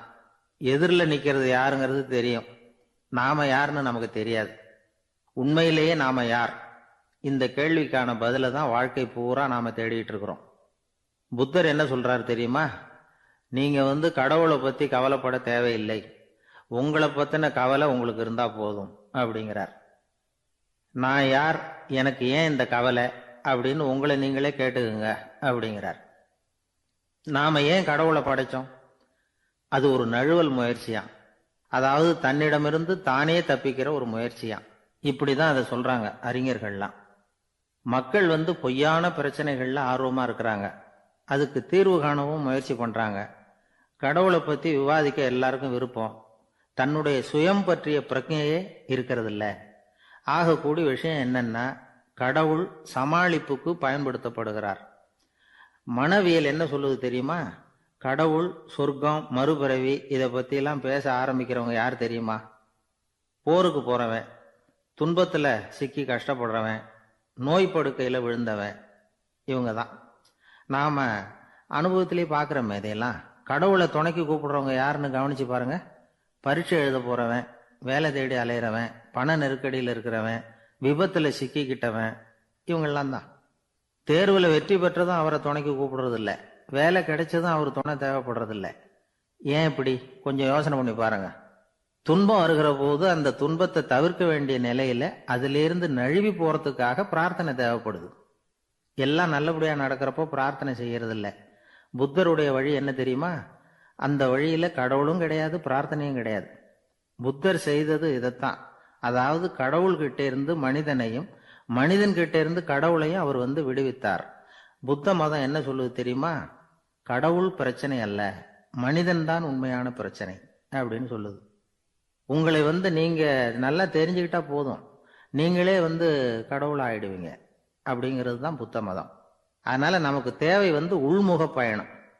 நான் யார் அப்படிங்கிற கேள்வியோட உள்ள போகணும். அங்க போனாதான் தெரியும் நான் அப்படின்னு அங்க யாருமே இல்லைங்கிறது. இதெல்லாம் புத்தர் சொல்லுகிற ஒரு தத்துவம். தத்துவம்னு சொன்னாவே நமக்கெல்லாம் அதை புரிஞ்சுக்கிறது கஷ்டம்தான். நம்ம பொறுத்த வரைக்கும் தத்துவம்ங்கிறதுல 2 வகை உண்டு.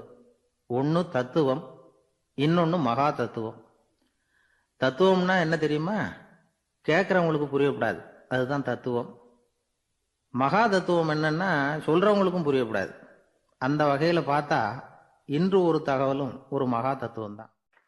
ஒரு நாள் காலை நேரம் ஒரு குரு படுக்கையை விட்டு எழுந்திருக்கிறார். உடனே சீடர்களை பார்த்து எல்லாரும் இப்படி வாங்கங்கிறார். எல்லாரும் வர்றாங்க வேகமா. என்னங்க வேணும் உங்களுக்கு அப்படிங்கிற மாதிரி எல்லாரும் குருவை பார்த்தாங்க பயபக்தியோட. குரு அந்த சீடர்களை பார்த்து, இதை பாருங்க, இப்போ நான் ஒரு சிக்கலான விவகாரத்தில் மாட்டிக்கிட்டு இருக்கிறேன், அதை நீங்கள் தீர்த்து வச்சா நல்லதுன்னார். சீடர்களுக்கு ஒன்றும் புரியல. என்ன இது இவர் இப்படி சொல்கிறாரு? நமக்குள்ள எல்லா விவகாரங்களையும் தீர்த்து வைக்கிறவர் நம்ம குருநாதர், அவருடைய விவகாரத்தை நாம் தீர்த்து வைக்கிறதா? ஆச்சரியமாக இருக்குதே, குருநாதருக்கே சிக்கலா அப்படின்னு யோசனை பண்ண ஆரம்பித்தாங்க. இருந்தாலும் ரொம்ப பணிவாக கேட்டாங்க, சுவாமி உங்களுக்கே சிக்கலா? இந்த உலகத்து சிக்கல்களுக்கும் சிரமங்களுக்கும் அப்பாற்பட்டவர் அல்லவா தாங்கள், அப்படிப்பட்ட உங்களுக்கு சிக்கல்னா அது எப்படி அப்படின்னாங்க. எனக்கு ஏற்பட்டிருக்கிற சிக்கல் அவ்வளவு பெருசு, ரொம்ப பெரிய விவகாரம் அது அப்படின்னார் குரு.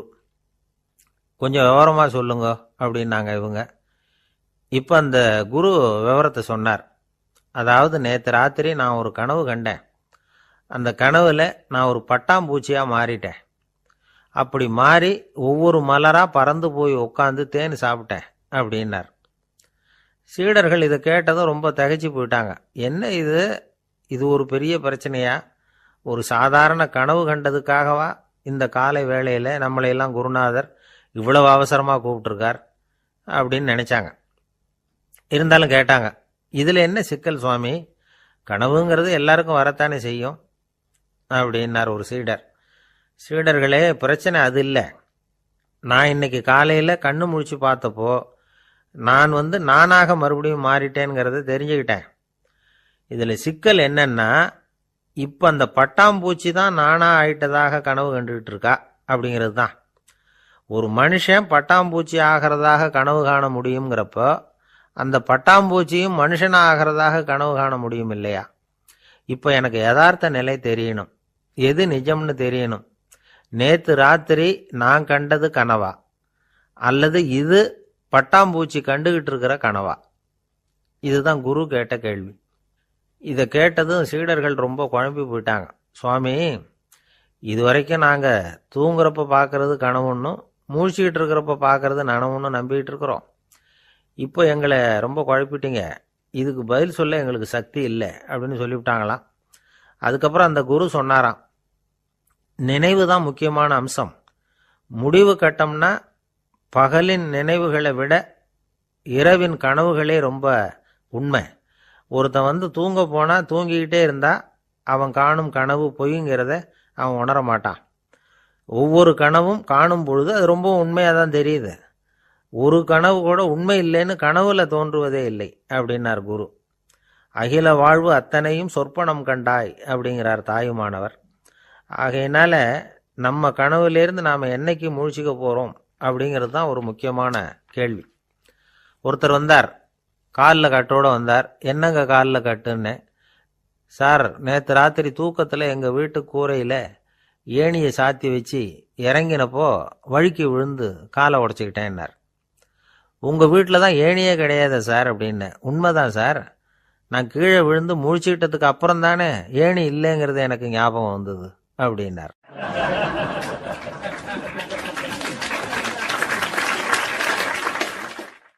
ஒரு ஊர்ல ஒரு குரு இருந்தார், ஜென் குரு. அவரை தேடிட்டு ஒரு மன்னர் வந்தார். வந்தவர் ஜப்பான் மன்னர். தோட்டக்கலையை பத்தி தெரிஞ்சுட்டு போறதுக்காக அவர் வந்தார். எப்படி தோட்டம் அமைக்கிறது அப்படிங்கிறத பத்தி அந்த குரு விவரமா சொல்லி கொடுத்தாரு. ஒரு நாள் 2 நாள் இல்லை, 3 வருஷம் கற்றுக் கொடுத்தார். அதுக்கப்புறம் சொன்னார், நான் கற்றுக் கொடுத்துட்டேன், இனிமேல் நீங்கள் போகலாம், போய் தோட்டம் அமைக்கலாம். அதுதான் உங்களுக்கு பரிசை. தோட்டம் அமைச்ச பிறகு சொல்லி அனுப்புங்க, நான் பார்க்குறேன்.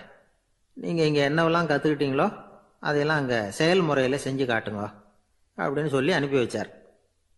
மன்னர் போனார். அரண்மனைக்கு பக்கத்திலேயே ஒரு பெரிய தோட்டத்தை உண்டு பண்ணினார். அழகான மரங்களையும் செடிகளையும் உருவாக்கினார். கிட்டத்தட்ட 1000 தோட்டக்காரர்களை பயன்படுத்தி 3 வருஷங்கள் முயற்சி பண்ணி அந்த அழகான தோட்டத்தை உருவாக்கினார். குருகிட்ட இருந்து செய்தி வந்தது, நாளைக்கு தோட்டத்தை பார்க்குறேன் அப்படின்னு. மன்னர் உடனே சுறுசுறுப்பாயிட்டார். முதல் நாளே தோட்டத்தை சுத்தப்படுத்தினார். ராத்திரி பூரா யாரும் தூங்கலை. எல்லாருக்கும் தோட்டத்தை ஒழுங்குபடுத்துகிற வேலை. அது அந்தந்த இடத்துல ஒழுங்காக இருக்குதா அப்படின்னு சரி பார்த்தாங்க. ஒரு தவறும் இல்லாத வகையில் அதை ஒழுங்குபடுத்தினாங்க. மறுநாள் குரு வந்தார், தோட்டத்தை பார்த்தார். அவருக்கு கோபம் வந்துட்டுது. மன்னருக்கு ஆச்சரியம், எப்பவும் சிரிச்சுக்கிட்டே இருக்கிறவர் இப்போ எப்படி இருக்கிறாரே அப்படின்னு. மெதுவாக குருக்கிட்ட போய், எல்லாம் சரியாக தானே இருக்குது அப்படின்னார். எல்லாம் சரிதான், ஆனாலும் எங்கே அந்த பொன்னிற காற்று அப்படின்னார். உதிர்ந்த இலைகள், பொன் மஞ்சள் நிற இலைகள் காற்றில் அப்படி புரண்டு ஓடுவதை நான் பார்க்க முடியவில்லையே அப்படின்னாராம். அது இல்லாமல் இந்த தோட்டம் உயிரோட்டம் உள்ளதாக இருக்காது. இதில் பாடல் இல்லை, ஆடல் இல்லை, அதெல்லாம் இல்லாமல் இந்த தோட்டம் ரொம்பவும் செயற்கையாக தெரியுதேன்னாராம். மன்னர் இப்போதான் யோசனை பண்ணார். கீழே கிடந்த காஞ்சி போன இலைகள் மட்டும் இல்லை, மரத்தில் இருந்த காஞ்சி போன இலைகளையும் அப்புறப்படுத்தி சுத்தமாக வச்சிருக்கிறார். இறப்பும் வாழ்க்கையினுடைய ஒரு பகுதி தான். மரணம்ங்கிறது வாழ்க்கைக்கு எதிரானது அல்ல, அதை நிரப்பும் ஒரு பகுதி தான் அது. மரணம் இல்லையில் வாழ்க்கையே இல்லை அப்படிங்கிறது பெரியவங்க கருத்து. இப்போ அந்த தோட்டம் அழகாக தான் இருக்குது, இருந்தாலும் அது ஒரு ஓவியம் மாதிரி உயிர் இல்லாமல் இருக்கு. குரு ஒரு வாளியை கையில் எடுத்துக்கிட்டார். தோட்டத்தை விட்டு வெளியில் போனார். ஏற்கனவே வீசி எறிந்த அந்த சருகுகளை எல்லாம் அள்ளி கொண்டுகிட்டு வந்தார். உள்ள எல்லா இடங்கள்லையும் அதை வீசினார். உடனே காற்று அந்த காய்ந்த சருகுகளையும் பழுத்த இலைகளையும் அசைக்க ஆரம்பிச்சுட்டுது. இப்போ அங்கே சலசல சத்தம், சங்கீதம், இலைகளின் நடனம். ஓவியம் மாதிரி இருந்த அந்த தோட்டத்துக்கு இப்போ உயிர் வந்துட்டுது. இதுதான் அந்த பொன்னான காற்று அப்படின்னாராம் குரு. மன்னருக்கு புரிஞ்சுது. மிகப்பெரிய ஜென் கேள்வி ஒன்று உண்டு. உம்மான் அப்படிங்கிற ஒரு பெரிய குருவை பார்த்து துறவி ஒருத்தர் கேட்டாராம், இலைகள் எல்லாம் கீழே விழுந்து மரங்கள் மொட்டையாக இருக்கும் பொழுது என்ன நடக்கும்? இதுதான் கேள்வி. இதுக்கு உம்மான் சொன்ன பதில் பொன்னான காற்று, தி கோல்டன் விண்ட் அப்படின்னாராம். இதுக்கு என்ன விளக்கம்னா, உன்னுடைய எண்ணங்கள் எல்லாம் உன்னுடைய மனசிலிருந்து கீழே விழுந்து உனது உள்ளுணர்வானது மொட்டையாக நிற்கும் நிலைதான் அது. உனது வேர்களின் அருகில் காற்று வீசுகிறது. எல்லா எண்ணங்களும் உன்னிலிருந்து வெகு தூரத்துக்கு புரண்டு கொண்டே சென்று விடுகிறது. நீ அவற்றை கடந்து விட்டால் நீ அவைகளுக்கெல்லாம் மேலெழுந்து கீழே பார்ப்பவனைப் போல நிற்க ஆரம்பித்து விடுவாய். அதுதான் தியானம் என்பது அப்படின்னு சொல்றாங்க. தியானம்ங்கிறது எண்ணத்துக்கு எதிரானது இல்லை. தியானம்ங்கிறது எண்ணங்களை கடந்து செல்வது தான். அதுக்கப்புறம் நாம பொன்னிற காற்றுல ஆட ஆரம்பிச்சிருவோம். இதுதான் பெரியவர்கள் சொல்றது. என்கிட்ட ஒருத்தர் தோட்டம் அமைக்கணும்னு யோசனை கேட்டு வந்தார். எல்லாம் சொல்லி கொடுத்தேன். செடிகள்லாம் செழிப்பா வளரணும்னா வேர் காயாம பார்த்துக்குங்க, தினமும் தண்ணி விடுங்க அப்படின்னு சொல்லி அனுப்பி வச்சேன். 1 மாதம் கழிச்சு அவர் தோட்டத்தை பார்க்கறதுக்காக போனேன். போய் பார்த்தா எல்லா செடியும் வாடி கிடக்குது. என்னங்க இப்படி பண்ணிவிட்டீங்கன்னு. நீங்கள் சொன்னபடி தான் செஞ்சேன்னார். என்ன செஞ்சீங்கன்னு கேட்டேன். வேறு காயாமல் பார்த்துக்க சொன்னீங்க, தினமும் ஒரு தடவை எல்லா செடியையும் ஒவ்வொன்றா பிடுங்கி பார்த்து வேறு காயாமல் இருக்கா அப்படின்னு பார்த்துட்டு அதுக்கப்புறம் தண்ணி பாய்ச்சினேன், அவ்வளவுதான் அப்படின்னார்.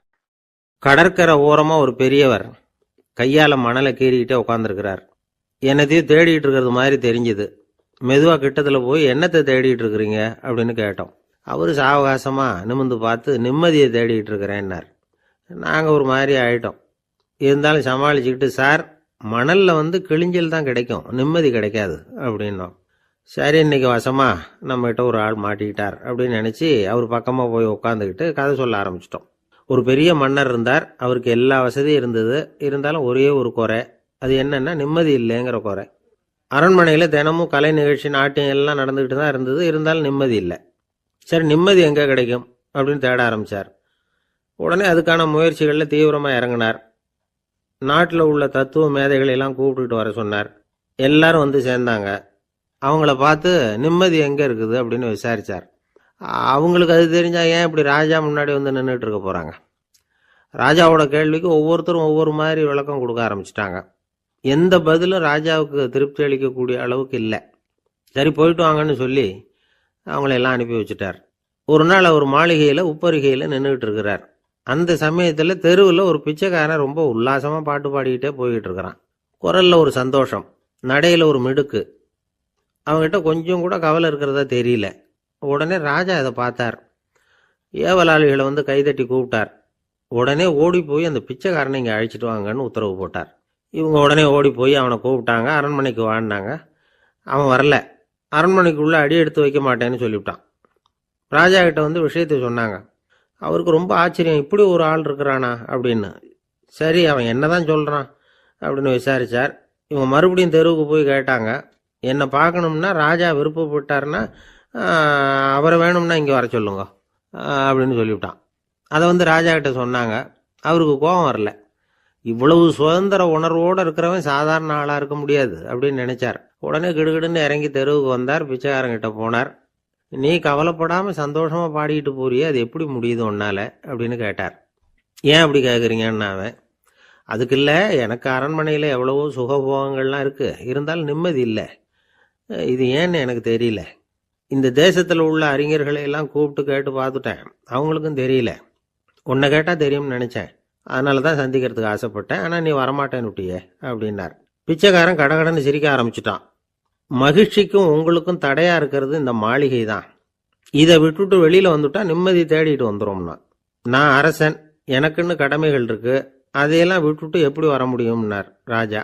ரெண்டும் ஒரே நேரத்தில் கிடைக்கணுங்கிறது முடியாத காரியம். உங்கள் சுகபோகத்துக்கு விலையாக தான் உங்கள் நிம்மதியை கொடுத்துக்கிட்டு இருக்கிறீங்க. என்ன பாருங்க, என்கிட்ட எதுவும் இல்லை, அதனால் எதுவும் போயிடுமோங்கிற பயமும் இல்லை, நிம்மதியாக இருக்கிறேன் அப்படின்னா அவன். ராஜா உடனே சந்தோஷப்பட்டு தன்னுடைய மேலங்கியை எடுத்து அவனுக்கு பரிசாக கொடுத்தாரான். அவன் சிரிச்சுக்கிட்டே அதை வாங்க மாட்டேன்னு விட்டானான். இதை நீங்கள் எனக்கு கொடுக்கறதுனால எந்த பயனும் இல்லை, அதே நேரத்தில் அதை வாங்கிக்கிட்டேன்னா அடுத்த வினாடியிலேருந்து அதை எப்படி காப்பாற்றுறதுங்கிற கவலை எனக்கு சேர்ந்துடும், அப்புறம் தூக்கம் வராது, நிம்மதி போயிடும் அப்படின்னானா. சொல்லிவிட்டு அவன் பாட்டுக்கு சந்தோஷமாக பாடிக்கிட்டே போயிட்டான். நிம்மதி எங்கே இருக்குங்கிறதையும் ராஜா தெரிஞ்சுக்கிட்டார். அந்த இடத்துக்கு தன்னால் போக முடியாதுங்கிறதையும் அவர் புரிஞ்சுக்கிட்டார். இப்படி இந்த கதையை அந்த கடற்கரையில் மணலை கீறிக்கிட்டே உட்காந்துருந்தார அந்த பெரியவர்கிட்ட சொல்லி முடித்தோம். அவர் முகத்தில் ஒரு தெளிவு தெரிஞ்சுது. எங்களை நிமிர்ந்து பார்த்தார். ரொம்ப நன்றிங்க, இப்போ எனக்கு தெரிஞ்சு போச்சு, நிம்மதி வேணும்னா அதுக்கு என்ன பண்ணணும்னு இப்போ நல்லா புரிஞ்சுக்கிட்டேன் அப்படின்னார். என்ன புரிஞ்சுக்கிட்டீங்கன்னு கேட்டோம். இனிமே இந்த பக்கம் வந்தால் உங்கள் கண்ணில் படாத இடமா பார்த்து உட்காரணும்னு புரிஞ்சுக்கிட்டேன் அப்படின்னார்.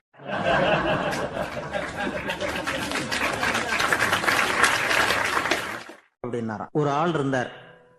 அவரு தன்னை ஒரு குருன்னு சொல்லிக்கிட்டார். மௌன குரு, வாயை திறக்கிறது இல்லை. அவருக்கு 2 சீடர்கள் உண்டு. இவங்க தான் வர்றவங்க கிட்ட பேசுவாங்க, விளக்கம் கொடுப்பாங்க. ஒரு நாள் இந்த சீடர்கள் 2 பேரும் எங்கேயோ வெளியில போயிட்டாங்க. அந்த நேரம் பார்த்து ஒருத்தர் அங்க வந்தார். குரு கிட்ட போனார். குருவே, புத்தர்னா என்ன அப்படின்னு கேட்டார். குருவுக்கு ஒன்றும் புரியல. அவர் உண்மையான குருவா இருந்தாவில் புரியும். திருன்னு முழிக்க ஆரம்பிச்சார். இந்த நேரம் பார்த்து இந்த சீடர்களும் எங்கேயோ போயிட்டாங்களே, என்ன பண்றது, உதவிக்கு யாராவது கிடைக்க மாட்டாங்களா அப்படின்னு அப்படி சுற்றுமுற்றும் பார்த்தார். வந்தவர் இதை கவனிச்சார். ஏதோ புரிஞ்சுக்கிட்டவர் மாதிரி அடுத்த கேள்வியை கேட்டார். தர்மம்னா என்ன சுவாமி அப்படின்னார். குருவுக்கு ரொம்ப சங்கடமா போச்சு. நம்ம நிலைமை இப்படி ஆயிட்டுதே, இக்கட்டில் விட்டுட்டு போயிட்டாங்களே எங்கேயோ, இப்படி மாட்டிக்கிட்டோமே அப்படின்னு சொல்லி விட்டத்தை பார்த்தாராம். அப்புறம் குனிஞ்சு தரைய பார்த்தார். அப்படியே உட்காந்துட்டார். வந்தவர் உடனே அடுத்த கேள்விக்கு போயிட்டாராம். தியானம்னா என்ன சுவாமின்னாராம். பாவம் என்ன பண்ணுவார் அந்த குரு, பேசாம கண்ணை கெட்டியா மூடிக்கிட்டார். இது ஏதடா வம்பா போச்சுன்னு. இவர் இப்படி பண்ணா கூட வந்தவர் சளைக்கல. இன்னொரு கேள்வியும் கேட்டார். ஆசீர்வாதம்னா என்னன்னாராம். இவர் பார்த்தார், இப்படியே போனா இவர் கேள்வி கேட்கறத நிறுத்த மாட்டார்னு நினைச்சுக்கிட்டு எனக்கு ஒண்ணுமே தெரியாதுங்கிற பாவனையில 2 கையையும் விரிச்சு காட்டினாராம். வந்தவர் முகத்துல மகிழ்ச்சி, மன நிறைவு, ஏதோ எல்லாம் புரிஞ்சுக்கிட்ட ஒரு மாதிரி அங்கிருந்து புறப்பட்டு போனார். வழியில அந்த குருவோட சீடர்கள் 2 பேரையும் சந்திச்சார். உங்க குருவை நாங்க பார்த்துட்டு வரோம் அப்படின்னாராம். இவரு என்ன நடந்ததுன்னு கேட்டிருக்காங்க அவங்க. இவர் விவரமா சொன்னாராம். உங்க குரு தெரியுமா, எப்பேற்பட்ட ஞானி தெரியுமா, புத்தர்னா என்னன்னு கேட்டேன். அதுக்கு அவர் அப்படியும் இப்படியும் பார்த்தார். அதுக்கு என்ன அர்த்தம் தெரியுமா, மக்கள் புத்தரை அங்கேயும் இங்கேயும் தேடுறாங்க, உண்மையில அவர் அங்கேயும் இங்கேயும் தேடி கண்டுபிடிக்க முடியாது அப்படிங்கிறத அவர் செய்கை மூலமா உணர்த்தினார். அதுக்கப்புறம் தர்மம்னா என்னன்னு கேட்டேன். ஒரு மேலையும் கீழையும் பார்த்து தர்மம் சமமானது, அதுல உயர்வு தாழ்வு இல்லை அப்படிங்கிறத உணர்த்தினார். அதுக்கப்புறம் தியானம்னா என்னன்னு கேட்டேன். கண்ணை மூடிக்கிட்டார். கண்ணை மூடி காணும் அற்புதம் அதுங்கிறத புரிஞ்சுக்கிட்டேன். கடைசியா ஆசீர்வதிக்கப்படுறது பத்தி கேட்டேன். கைகளை நீட்டி உதவுறது தான் அது அப்படிங்கிறத 2 கையையும் விரிச்சு உணர்த்தினார். எவ்வளவு பெரிய மகான் அவரு அப்படின்னு சொல்லிவிட்டு அவர் பாட்டுக்கு போயிட்டார். சீடர்கள் அதுக்கப்புறம் மெதுவா குரு கிட்ட வந்து சேர்ந்தாங்களாம். அவங்கள பார்த்ததும் குருவுக்கு கோபம் வந்துட்டுது. அடே பாவிகளா, எங்கடா போய் தொலைஞ்சிங்க, நான் ஒரு ஆளுகிட்ட மாட்டிக்கிட்டு என்ன பாடுபட்டிருக்கேன் தெரியுமா அப்படின்னாராம். இது மாதிரி தான் சாதாரண மனிதர்களின் புற வேடங்களில் மயங்கி போயிடுறோம். அவங்க பேச்சு, செய்கை, பார்வை இதுல எல்லாம் ஏதோ பெரிய தத்துவம் இருக்கிறதாக நினைச்சுக்கிறோம். உண்மையிலேயே அந்த தத்துவங்கள் யாருக்கு சொந்தம்? அவங்களுக்கு இல்லை, நமக்கு தான் சொந்தம். நாம தானே அதை கற்பிச்சுக்கிட்டோம். நம்மை நாம அடையாளம் கண்டுக்கிறது இல்லை, நாம யாருங்கிறது நமக்கு புரியறது இல்லை. அதுதான் இன்னைக்கு நடக்கிறது. அதனாலதான் அடுத்தவங்களை தேடி ஓடிட்டு இருக்கிறோம். சில வீடுகளில் கூட இது மாதிரி சைகைகள் உண்டு. சில குடும்ப தலைவர்கள் தினமும் காலையில கண்ணை கெட்டியா மூடிக்கிட்டு கை 2ஐயும் சுத்தமா விரிச்சு வச்சுட்டு உட்காந்து தியானம் பண்றது வழக்கம். எதுக்காக அப்படி பண்றீங்கன்னு ஒருத்தரை பார்த்து கேட்டேன். இந்த மாசம் வாங்கின சம்பளம் பூரா தீர்ந்து போச்சு, இனிமே என் கையில சுத்தமா ஒண்ணும் இல்லை, புதுசா எதுவும் செலவு வச்சுடாத அப்படிங்கறத அப்படி உள்ளங்கை 2ஐயும் விரிச்சு காட்டி அவங்களுக்கு உணர்த்துறேன், அவ்வளவுதான் அப்படின்னா. ஒரு ஊர்ல ஒரு மன்னர் இருந்தார். அழகான அரண்மனையில அவர் இருந்தார். அந்த அரண்மனையை விட அழகா ஒரு மாளிகையை அந்த ஊர்லயே வேற ஒருத்தன் கட்டியிருந்தான். அப்படி கட்டி முடிச்சதுல அவனுக்கு ரொம்ப பெருமை. எத்தனையோ செல்வந்தர்கள்லாம் வந்து பார்த்துட்டு, இந்த மாளிகையை விலைக்கு கொடுத்துடுறியா, எவ்வளவு விலை சொன்னாலும் சரி நாங்க வாங்கிக்கிறதுக்கு தயாரா இருக்கோம் அப்படின்னு சொல்லி கேட்டு பார்த்துட்டாங்க. நான் இதை விற்கிறதுக்கு தயாரா இல்லை அப்படின்னு சொல்லிவிட்டான். அவ்வளவு சிறப்பா கலை அம்சத்தோடு அதை கட்டி முடிச்சிருக்கிறான். அதுவே ஒரு பெரிய அரண்மனை மாதிரி இருந்ததுன்னா பாத்துங்களேன். சுற்றிலும் அழகான பூந்தோட்டம். ஒரு நாள் அவன் எங்கேயோ வெளியூர் போயிட்டு திரும்பி வந்துகிட்டு இருக்கிறான். அப்போ அந்த மாளிகை தீப்பெட்டி எரிஞ்சுக்கிட்டு இருக்கு. பதறி போட்டான். விலைக்கு கேட்டவங்க யாராவது இதை செஞ்சிருக்கணும், இல்லைன்னா மன்னரே செய்த சதியோ என்னவோ, இப்படிலாம் அவனுக்கு சந்தேகம். ஒரு மூலையில் உட்காந்து அழ ஆரம்பிச்சுட்டான். அந்த சமயத்துல அவனுடைய மகன் அங்க ஓடி வந்தான். அப்பா அழாதீங்க, இதை நான் நேற்று ராத்திரியே நம்ம ஊர் மன்னருக்கு வித்துட்டேன். இதை கட்டி முடிக்க நமக்கு எவ்வளவு செலவாச்சோ அதை போல 3 மடங்கு விலைக்கு வித்துட்டேன், கவலைப்படாதீங்க, இதை விட அழகான மாளிகையை நாம புதுசா கட்டிக்கலாம்னா. இதை கேட்டதும் அழுதுகிட்டு இருந்தவன் அழுகையை நிறுத்தினான், சிரிக்க ஆரம்பிச்சுட்டான். இதே இடத்த நான் வந்து மன்னர்கிட்ட இருந்து விலைக்கு வாங்குவேன், இதை விட அழகான மாளிகையை கட்டுவேன் அப்படின்னு சுத்தி நின்ன எல்லார்கிட்டையும் சொல்லிக்கிட்டு இருந்தான். இந்த சமயத்துல அவனோட இளைய மகன் ஓடி வந்தான். அப்பா, அண்ணன் சொன்னதெல்லாம் சரிதான், மன்னர்கிட்ட விலை பேசினதெல்லாம் உண்மைதான், ஆனா வித்தது பேச்சு அளவுல தான். இனிமேதான் பத்திரம் வாங்கணும், எழுதணும், நீங்க கையெழுத்து போடணும், பதிவு பண்ணணும், மன்னர்கிட்ட பணம் வாங்கணும், அதுக்காகத்தான் உங்களை எதிர்பார்த்துக்கிட்டு இருந்தோம், அதுக்குள்ள இப்படி ஆயிட்டுதுன்னா. இப்ப சிரிச்சுக்கிட்டு இருந்தவன் சிரிப்பை நிறுத்தினான். மறுபடியும் குழந்தை மாதிரி அழ ஆரம்பிச்சுட்டான். இது ஒரு சம்பவம். இதிலிருந்து என்ன தெரியுது? அந்த அழகான மாளிகை தன்னுடையது அப்படின்னு நினைக்கும் பொழுது அவனுக்கு அழுகை வந்தது. அது தன்னுடையது இல்லை அப்படின்னு நினைக்கிற போது சிரிப்பு வந்தது. மறுபடியும் அது தன்னுடையது தான் அப்படிங்கிற உணர்வு வரும்பொழுது அழுகை. எது எதிலிருந்து நீ நீங்கி இருக்கிறாயோ அது அதிலிருந்து உனக்கு துன்பம் இல்லை அப்படிங்கிறார் திருவள்ளுவர். இந்த உடம்பு என்னுடையதில்லை அப்படிங்கிற உணர்வு வந்துட்டா அது ஒரு பெரிய நிலை. அந்த நிலை வரணும். எல்லாத்தையும் பயன்படுத்திக்கலாம், ஆனா பற்றுல விழுந்துடக்கூடாது. உலகத்தில் இருங்கள், ஆனால் உலகத்தவராக இருக்காதீர்கள். உலகிற்குள் இருங்கள், உலகம் உங்களுக்குள் வந்துவிட அனுமதிக்காதீர்கள். விலகி இருங்கள், விழித்திருங்கள், மௌனமாய் பார்த்திருங்கள் அப்படிங்கிறது சான்றோர் கருத்து. செய்ய வேண்டிய கடமையிலிருந்து விலகி இருக்கிறவர்கள் நம்ம கிட்ட நிறைய பேர் உண்டு. அப்படிப்பட்ட ஒருத்தர் டாக்டர் கிட்ட போனார்.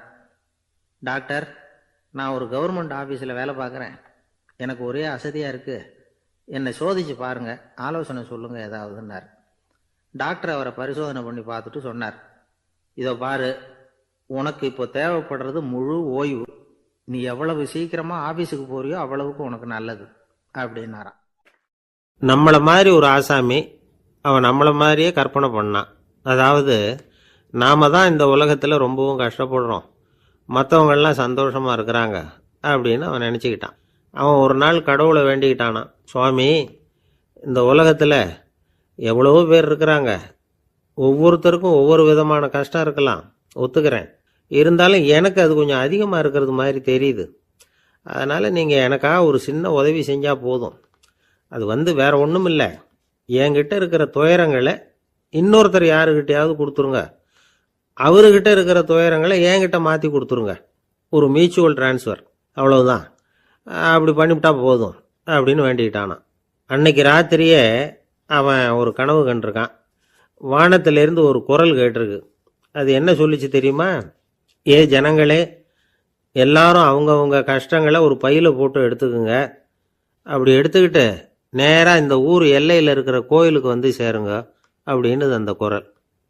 ஆஹா, கடவுள் நம்ம பிரார்த்தனைக்கு செவி சாய்ச்சுட்டார் அப்படின்னு சந்தோஷப்பட்டான் இவன். உடனே என்ன பண்ணான்? தன்கிட்ட இருந்த கஷ்டத்தையெல்லாம் ஒரு சாக்கு பையில் போட்டு எடுத்துக்கிட்டான். வீட்டை விட்டு வெளியில் வந்தான். தெருவில் இறங்கி நடக்கிறான். அங்கே பார்த்தா ஏகப்பட்ட பேர் ஆளுக்கு ஒரு பையை தூக்கிக்கிட்டு கோயிலுக்கு போய்கிட்டு இருக்கிறாங்க. சில பேர் மூட்டையாக கட்டி தலையில் சுமந்துக்கிட்டு போய்கிட்டு இருக்கிறாங்க. இவன் பார்த்தான். இவனுக்கு ரொம்ப ஆச்சரியமாக இருந்தது. ஏன்னா எல்லாரும் வச்சிருக்கிற பை இவன் பையை விட பெருசாக இருந்தது. இவன் பை தான் இருக்கிறதுலேயே கொஞ்சம் சின்னதாக தெரிஞ்சுது. இப்போ அவன் மறுபடியும் சாமியை வேண்டிக்கிட்டான், கடவுளே, இப்போ உள்ள சூழ்நிலையை கவனிச்சா என்கிட்ட இருக்கிற பையே பரவாயில்லன்னு தோணுது. அதனால் வேற பை எதையும் மாற்ற வேணாம், இதுவே பரவாயில்ல, இந்த பையோட திரும்பி வீட்டுக்கு போனால் போதும்னு நினைக்கிறேன் அப்படின்னு எதோ நினைக்க ஆரம்பிச்சுட்டான் அவன். எல்லாரும் கோயிலுக்கு போய் சேர்ந்தாங்க. கோயிலில் அந்த குரல் மறுபடியும் கேட்டுது. எல்லாரும் அவங்கவுங்க பைகளை சுகத்தில் தொங்க விடுங்க, திடீர்னு விளக்குகள் அணையும், மணி அடிக்கப்படும், அதுதான் அடையாளம். அந்த சமயத்தில் இருட்டில் உங்களுக்கு வேண்டிய பைய நீங்கள் மாற்றி எடுத்துக்கலாம், தேர்ந்தெடுத்துக்கலாம். வெளிச்சம் இருக்கிறப்பவே உங்களுக்கு பிடிச்ச பைக்கு பக்கமாக பார்த்து நீங்கள் நின்றுக்கலாம் அப்படின்னு சொல்லி விவரம் சொல்லிச்சான் அந்த குரல். அப்படி சொன்னதுக்கு அப்புறம் திடீர்னு விளக்கு அணைஞ்சுது, மணி அடிச்சுது. கொஞ்ச நேரம் கழித்து மறுபடியும் விளக்குகள்லாம் எரிஞ்சுது. இப்போ பார்த்தா எல்லாரும் அவங்கவுங்க பையையே கெட்டியாக பிடிச்சிக்கிட்டு நிற்கிறாங்க. இவனும் அப்படியே நிற்கிறான். இவன் மெதுவாக பக்கத்தில் நிற்கிறவங்ககிட்ட கேட்டானா, ஏன் நீங்கள் பையை கையிலேயே வச்சுருக்கிறீங்க, செவுத்தில் மாட்டலையா அப்படின்னு கேட்டிருக்கான்.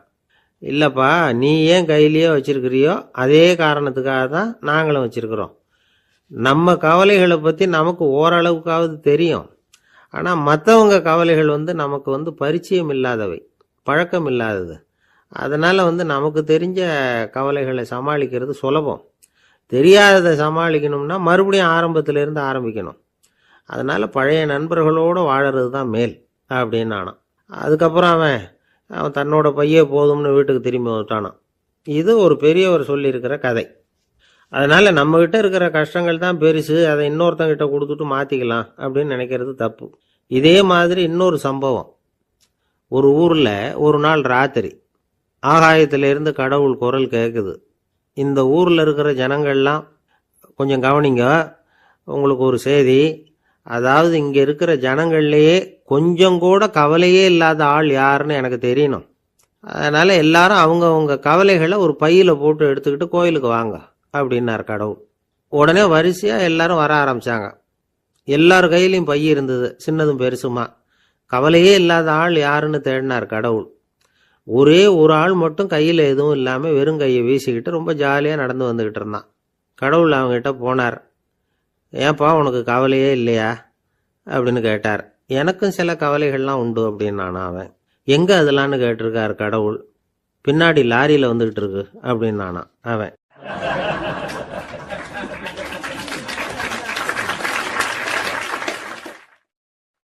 இப்போ மேலே எனக்கு அளவு கடந்த அன்பு அப்படின்னு யாராவது சொன்னா அதை அலட்சியமாக நினச்சிடக்கூடாது. அது கொஞ்சம் சீரியஸான விஷயம். அளவுக்கு மிஞ்சினா எதுவுமே இடைஞ்சல் தானே. அன்பும் அப்படிதான். அன்பு அதிகமாக இருந்தால் அது எப்படி கெடுதல் பண்ணும் அப்படிங்கிற சந்தேகம் உங்களுக்கு வரலாம். தசரதன் கதை என்னாச்சு? கைகேயி மேலே வச்சு அளவு கடந்த அன்பு. ராமன் காட்டுக்கு போறாப்புல ஆயிட்டுது இல்லை. தசரதன் எப்பேற்பட்ட அரசன். விஸ்வாமித்திரர் சொல்றார், என்ன மாதிரி முனிவர்களுக்கும் தேவர்களுக்கும் ஏதாவது கஷ்டம் வந்தால் முதல்ல முருகன் கிட்ட போவோம், அப்புறம் பரமசிவனை போய் பார்ப்போம், அதுக்கப்புறம் திருமால்கிட்ட போவோம், அப்புறம் பிரம்மன் இந்திரன் இவங்களையெல்லாம் போய் பார்ப்போம். இவங்களாலையெல்லாம் முடியலன்னா கடைசியில் அயோத்திக்கு வருவோங்கிறார். உன்னை விட்டா வேற கதி உண்டோ அப்படின்னு தசரதனை பார்த்து விஸ்வாமித்திரரே சொல்றார். அப்பேற்பட்ட அரசன் தசரதன் கைகேயி காலில் விழறான். உன் பாதங்களை தொட்டு கெஞ்சி கேட்டுக்கிறேன், ராமனை காட்டுக்கு அனுப்பாதேங்கிறான். தசரதனுடைய இந்த நிலைமைக்கு என்ன காரணம்? அவன் கைகேயி மேலே வச்ச அளவு கடந்த அன்பு தான் காரணம். இப்போ சொல்லுங்க, அன்பா இருந்தாலும் அது அளவுக்கு மீறி போனால் கெடுதல் பண்ணுமா பண்ணாதா? அது மட்டும் இல்லை, அளவு கடந்த அன்பு நீதிக்கும் நியாயத்துக்கும் புறம்பான காரியங்களையும் செய்ய வச்சிரும். தசரதன் மிகச்சிறந்த நீதிமான், தர்மத்துக்கு விரோதமாக ஒரு காரியமும் செய்யாதவன். அப்பேற்பட்டவன் தன்னுடைய மனைவியை பார்த்து என்ன சொல்றான் தெரியுமா? உனக்காக நான் என்ன செய்யணும்னு சொல்லு செய்கிறேன், ஒரு குற்றமும் செய்யாத ஒருத்தனை கொல்லணுமா கொல்றேன், மரண தண்டனை விதிக்கப்பட்ட ஒருத்தனை விடுதலை செய்ய சொல்றியா செய்கிறேன், எந்த பிச்சைக்காரனையாவது கோடீஸ்வரனாக சொல்றியா ஆக்குறேன், அல்லது கோடீஸ்வரனை பிச்சைக்காரன் ஆக்கணுமா ஆக்குறேன் அப்படிங்கிறான்.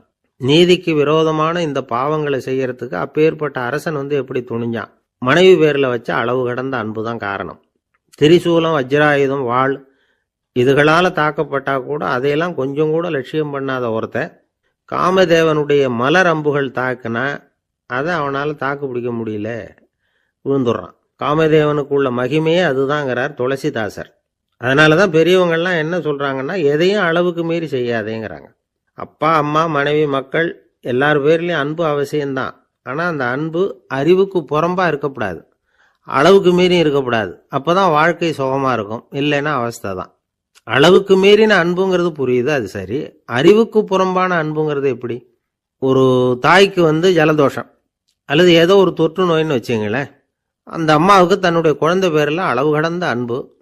தனக்கு நோய் இருக்கு, அது அடுத்தவங்களுக்கு தொற்றக்கூடியது அப்படின்னு தெரிஞ்சிருந்தோம் அன்பை காட்டுறதுக்காக அந்த குழந்தைக்கு முத்தம் கொடுக்குறேன்னு தூக்கி வச்சுக்கிட்டு கொஞ்சம் ஆரம்பிச்சதுன்னு வச்சுக்கோங்க, அது நல்லா இருக்குமா? இதுதான் அறிவுக்கு புறம்பான அன்புங்கிறது. அது மாதிரி விலங்குகள்கிட்ட அன்பாயிருன்னு சொல்கிறோம். அதுக்காக புலிக்கு முத்தம் கொடுக்க முடியுமா? அப்படி கொடுத்தா அது அறிவுக்கு புறம்பான அன்பு. அதனால் அன்பு கூட அறிவுபூர்வமாக இருக்கணும் அப்படிங்கிறத இன்னைக்கு தகவல் மூலமாக நாம் புரிஞ்சுக்கணும். இந்த காலத்து காதலன் தன்னுடைய காதலிகிட்ட சொன்னானாம், இதை பாரு, உன் பேரில் எனக்கு அளவு கடந்த அன்பு, உனக்காக என்ன செய்யணும் சொல்லு செய்கிறேன், நெருப்பில் நடக்கணுமா நடக்கிறேன், நீரில் குதிக்கணுமா குதிக்கிறேன், உயிரையே கொடுக்கணுமா கொடுக்குறேன் அப்படின்னா. சரி, வர்ற ஞாயிற்றுக்கிழமை சாயந்தரம் 6 மணிக்கு இதே இடத்துக்கு வாங்க அப்படின்னு அந்த பொண்ணு. இவன் கொஞ்சம் யோசனை பண்ணி பார்த்துட்டு, அன்னைக்கு மழை பெய்யாமல் இருந்தால் வந்துடுறேன் அப்படின்னானா. ஒரு ஆள் வேகமாக நடந்து போய்கிட்டு இருந்தான். அவன் வேகமாக நடக்கிறதுக்கு காரணம் வெயில் காலம், காலில் செருப்பு இல்லை, மணல் பாதை, அதுதான் வேகம். காலில் செருப்பும் இல்லாமல் கையில் குடையும் இல்லாமல் அந்த ஆள் வெயிலில் நடந்து போய்கிட்டு இருக்கிறான். அந்த சமயத்தில் இன்னொருத்தன் குதிரை மேலே ஏறி அந்த வழியாக வந்துக்கிட்டு இருக்கிறான். அவன் காலில் செருப்பும் இருந்தது, கையில் குடையும் இருந்தது. நடந்து போய்கிட்டு இருந்தவன் அந்த குதிரை ஆசாமியை பார்த்து கேட்டான், ஐயா, நீங்களும் குதிரை மேலே உட்காந்துக்கிட்டு போய்கிட்டு இருக்கிறீங்க, அப்படி இருக்கிறப்போ உங்களுக்கு அந்த செருப்பு என்னத்துக்கு? அதை எனக்கு கொடுத்து உதவலாமே அப்படின்னா. குதிரை மேலே உட்காந்துருந்தவன் யோசனை பண்ணி பார்த்தான், இவன் சொல்கிறது நியாயம்தானே அப்படின்னு சொல்லி தன்னுடைய செருப்பை கழட்டி அந்த வழிப்போக்கனுக்கு கொடுத்துட்டான். ரொம்ப நல்லதுங்க அப்படின்னு சொல்லி இவன் அதை வாங்கி காலில் மாட்டிக்கிட்டான். அதுக்கப்புறம் மறுபடியும் இவன் ஆரம்பிச்சான், ஐயா நீங்கள் குதிரையில் போகிறதுனால போக வேண்டிய இடத்துக்கு வேகமாக போய் சேர்ந்துருவீங்க. அதனால உங்கள் கையில் அந்த குடை என்னத்துக்கு? நான் நடந்து போயிட்டு இருக்கிறவன், ரொம்ப நேரம் நடக்க வேண்டியிருக்கும் இந்த வெயிலில். அதனால அந்த குடையையும் எனக்கு கொடுங்களேன் அப்படின்னா. குதிரை வீரன் யோசனை பண்ணி பார்த்தான், இதுவும் நியாயம்தானே அப்படின்னு அவனுக்கு தோணுச்சு. உடனே இறக்கப்பட்டு தன் காலில் இருந்த செருப்பை கொடுத்தது மாதிரியே தன் கையில் இருந்த கொடையையும் இவங்கிட்ட கொடுத்துட்டான். அதுக்கப்புறம் அவன் நிம்மதியாக புறப்பட்டான். இப்போ மறுபடியும் கை தட்டி அவனை நிறுத்தினான். கீழே நின்றுட்டு இருந்தவன், என்னப்பா ஏன் என்ன நிறுத்தின, இன்னும் ஏதாவது வேணுமா உனக்கு அப்படின்னா குதிரையில் இருந்தவன். இவன் மெதுவாக வாயை திறந்து, அந்த குதிரையையும் என்கிட்ட கொடுத்துருங்களேன்னா. அந்த குதிரை வீரன் இப்போ ஒரு கணம் யோசனை பண்ணி பார்த்தான். உடனே என்ன பண்ணான் தெரியுமா? தன்கிட்ட இருந்த குதிரை சவுக்கை எடுத்தான். குதிரை சவுக்கால அந்த ஆளை வாங்குவாங்கன்னு வீசி தள்ளிவிட்டான். இவ்வளவு சவுக்கடியும் வாங்கிக்கிட்டு இந்த ஆள் என்ன பண்ணான் தெரியுமா? சிரிக்கிறான். அடி வாங்கிட்டு யாராவது சிரிப்பாங்களா? குதிரை வீரனுக்கு ஒன்றும் புரியல. என்னப்பா அது, ஏன் இப்படி அடி வாங்கிட்டு இப்படி சிரிக்கிறியே அப்படின்னு கேட்டான். இப்போ அந்த வழிப்போக்கன் சொல்கிறான், ஐயா நான் இப்படி சிரிக்கிறதுக்கு காரணம் இருக்கு. இப்படி குதிரை கேட்டு உங்ககிட்ட அடி வாங்கலைன்னு வச்சுக்கோங்க, என் உயிர் உள்ள வரைக்கும் மனசுல ஒரு தவிப்பு இருந்துகிட்டே இருக்கும். செருப்பையும் கொடையையும் கேட்ட உடனே கொடுத்தவன் குதிரையையும் கேட்டிருந்தா கொடுத்துருப்பானோ அப்படிங்கிற பேராசையில ஏங்கிக்கிட்டே இருந்திருப்பேன். இப்போ உங்ககிட்ட அடி வாங்கின பிறகு என்னுடைய அந்த சந்தேகம் தீர்ந்து போச்சு. என்னுடைய ஆசைக்கு எல்லை எது அப்படிங்கிறத எனக்கு புரிஞ்சுட்டுது அப்படின்னு சொல்லிவிட்டு அவன் நடக்க ஆரம்பிச்சுட்டானான். ஆசைக்கும் எல்லை உண்டு அப்படிங்கிறத விளக்கறதுக்காக வாரியார் சுவாமிகள் சொல்ற கதை இது.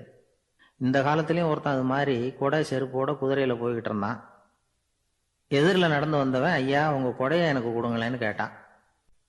உடனே அவன் குதிரையிலிருந்து கீழே குதிச்சு அவனை சாட்டையால் அடிக்க ஆரம்பிச்சுட்டான். இன்னொருத்தர் அந்த வழியா வந்தவர் இதை பார்த்தார். ஏன்பா அவன் கேட்டான், உன்னால முடியலன்னா இல்லைன்னு சொல்லிட வேண்டியது தானே, அதுக்காக ஏன் இப்படி அவனை போட்டு அடிக்கிறேன்னு கேட்டார். உங்களுக்கு விவரம் புரியாது சார், காலம் ரொம்ப கெட்டு போச்சு.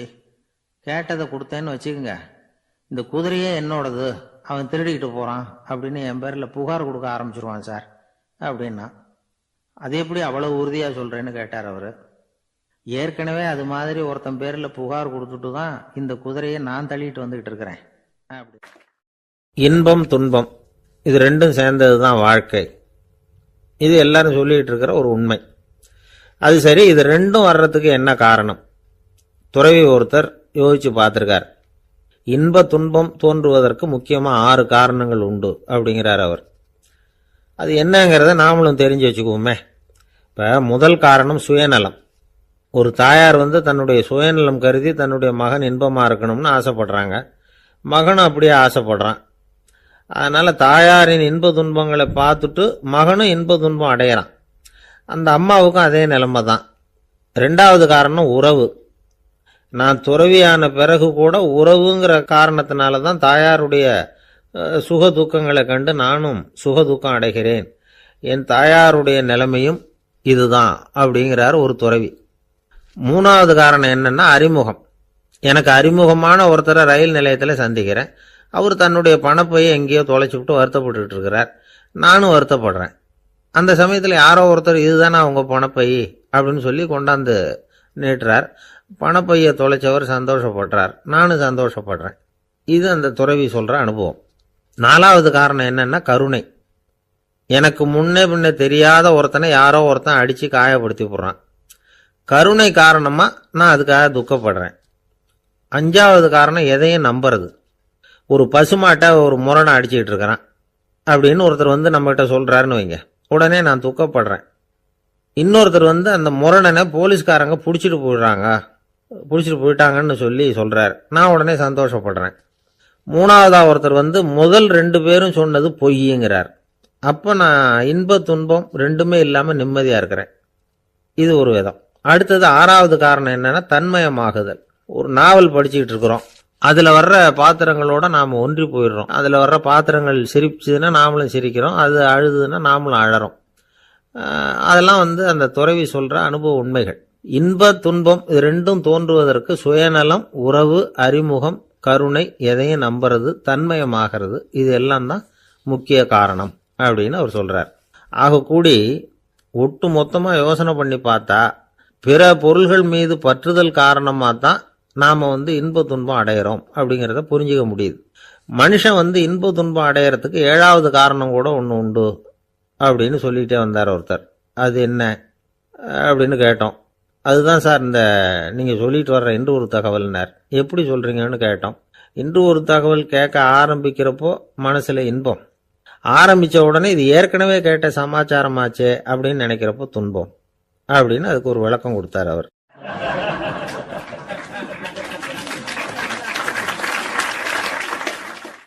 ஒரு காட்டுல ஒரு முனிவர் இருந்தார். ஒரு நாள் அவரை தேடிட்டு 4 பேர் வந்தாங்க. சுவாமி, எங்களுக்கு ரொம்ப நாளா ஒரு சந்தேகம்னாங்க. என்னன்னு கேட்டார். இந்த உலகத்துல எவ்வளவோ காரியங்கள் நடக்குது, எது நியாயம் எது அநியாயம் அப்படின்னு புரிஞ்சுக்க முடியலன்னாங்க.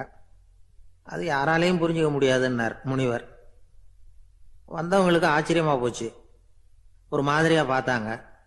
இதை முனிவர் கவனிச்சார். சரி, புறப்படுங்க என்னோடன்னார். எங்கன்னு கேட்டாங்க. இப்போ உங்க 4 பேரையும் ஒரு புஷ்பக விமானத்துல அழைச்சிட்டு போறேன். இந்த உலகத்துல சர்வசாதாரணமா நடக்கக்கூடிய ஒரு காட்சியை உங்களுக்கு காட்ட போறேன். நீங்க பார்க்க போற அந்த காட்சி நியாயமா அநியாயமா அப்படிங்கிறத என்கிட்ட சொல்லணும். நீங்க சரியான பதில் சொன்னா புஷ்பக விமானத்துல தொடர்ந்து பிரயாணம் பண்ணலாம். தவறான பதில் சொன்னா இந்த புஷ்பக விமானம் உங்களை கீழே தள்ளி விட்டுரும் அப்படின்னார். 4 பேருக்கும் பயம்தான். இருந்தாலும் முனிவர் கூப்பிடுறாரு அப்படின்னு சொல்லி புறப்பட்டாங்க. அவங்க எல்லாரும் புறப்பட்டு ஒரு காட்டு வழியா போயிட்டு இருக்கிறாங்க புஷ்பக விமானத்துல. அங்க நடக்கிற ஒரு காட்சியை காட்டுறார் முனிவர். அதோ அங்க பாருங்கன்னார். அந்த விமானத்துல இருந்தபடியே எல்லாரும் கீழே குனிஞ்சு பாக்குறாங்க. அங்க ஒரு தாய் புலி அப்பதான் குட்டி போட்டிருக்கு. குட்டிகளை ஈன்ற உடனே பசிக்கு இறை தேடி அந்த பக்கமா வருது. அதே நேரம் ஒரு தாய் மான், அதுவும் அப்பதான் குட்டி போட்டிருக்கு. அதுவும் இதே மாதிரி குட்டிகளை ஈன்ற உடனே பசிக்கு இறை தேடி அந்த பக்கமா வருது. இப்ப அந்த புலி அந்த மானை அடிச்சு போட்டுடுது. அதுவும் சாப்பிடுது, குட்டிகளுக்கும் கொடுக்குது. இப்போ அந்த புலி குட்டிகள் முகத்துல மகிழ்ச்சி, தாயை இழந்த அந்த மான் குட்டிகள் முகத்துல துக்கம். இப்போ அந்த முனிவர் 4 பேர்கிட்டையும் கேட்கிறார், நீங்க இங்க பாத்தீங்களே, இதுல எது நியாயம் எது அநியாயம்? ஒவ்வொருத்தரா சொல்லுங்க. உங்க பதில் சரியில்லைன்னா இந்த விமானம் உங்களை கீழே தள்ளி விட்டுரும். சொல்லுங்க பார்க்கலாம்னார். முதல்ல ஒருத்தன் சொன்னான், அந்த புலி செஞ்சது சரிதாங்க. அது பசிக்கு அதுதான் ஆகாரம். தன்னுடைய பசிக்கு தானே இறை தேடிக்கிட்டுது. அதில் என்ன தப்பு? அவ்வளவுதான். அதனால புலி செஞ்சது நியாயம்தான் அப்படின்னா. அவ்வளவுதான், அந்த விமானம் அவனை அப்படியே கீழே தள்ளி விட்டுட்டுது. அதனால அவன் கொடுத்த பதில் சரியில்லை அப்படிங்கிறது புரிஞ்சு போச்சு. இப்போ 2வது ஆள் சொன்னான், புலி செஞ்சது பாவம், அந்த தாய்மான் என்ன தப்பு பண்ணிச்சு? இப்போ அந்த குட்டிகளுக்கு யார் ஆதரவு? அதனால புலி செஞ்சது அநியாயம் அப்படின்னா. அவ்வளவுதான், அவனையும் கீழே தள்ளி விட்டுடுது அந்த விமானம். இந்த பதிலும் சரியில்லை அப்படின்னு ஆயிட்டுது. இப்போ 3வது ஆள் வந்தான். முதல்ல 2 பேர் கீழே விழுந்ததை பார்த்துக்கிட்டு இருந்தான். அதனால அவன் சொன்னான், ரெண்டுமே நியாயம்தாங்க. புலி இறை தேடினதும் இயற்கை, அதுக்கு மான் இறையானதும் இயற்கை. அதனால இதுல ஒன்றும் தப்பு இல்லைன்னா. அவ்வளவுதான், அவனையும் அந்த விமானம் கீழே பிடிச்சி தள்ளி விட்டுது. இப்ப 4வது ஆள் வந்தான். முனிவர் கேட்டார், நீயாவது சொல்லுப்பா, இந்த செயல்ல எது நியாயம்னார். அவன் தெளிவா பதில் சொன்னான். அதாவது என்ன சொன்னான்னா, எனக்கு தெரியல அப்படின்னா. அவனை விமானம் கீழே தள்ளல, சௌரியமா அழைச்சிட்டு போயிட்டுது. இவனும் பிரயாணம் சௌக்கியமா பண்ணானா. ஆக இதுதான் சரியான பதில்ங்கிறத முனிவர் உணர்த்தினார். இந்த கதையிலிருந்து நாம புரிஞ்சுக்க வேண்டியது என்னன்னா, இந்த உலகத்துல எவ்வளவோ காரியங்கள் நடக்குது. அதெல்லாம் ஏன் அப்படி நடக்குதுங்கிறதுக்கு எப்பேற்பட்ட பண்டிதராலும் பதில் சொல்ல முடியாது. தெரியாததை தெரியாதுன்னு ஒத்துக்கிட்டா வாழ்க்கை பிரயாணம் சுகமா இருக்கும். அதனால தேவையில்லாத விஷயங்களை புரிஞ்சுக்கிறதுக்கு நேரத்தை செலவு பண்ணிட்டு இருக்கக்கூடாது. வாழ்க்கையை குழப்பிக்க கூடாது. வாழ்க்கைக்கு தேவையானது என்னவோ அதை மட்டும் புரிஞ்சுக்கிட்டா போதும்.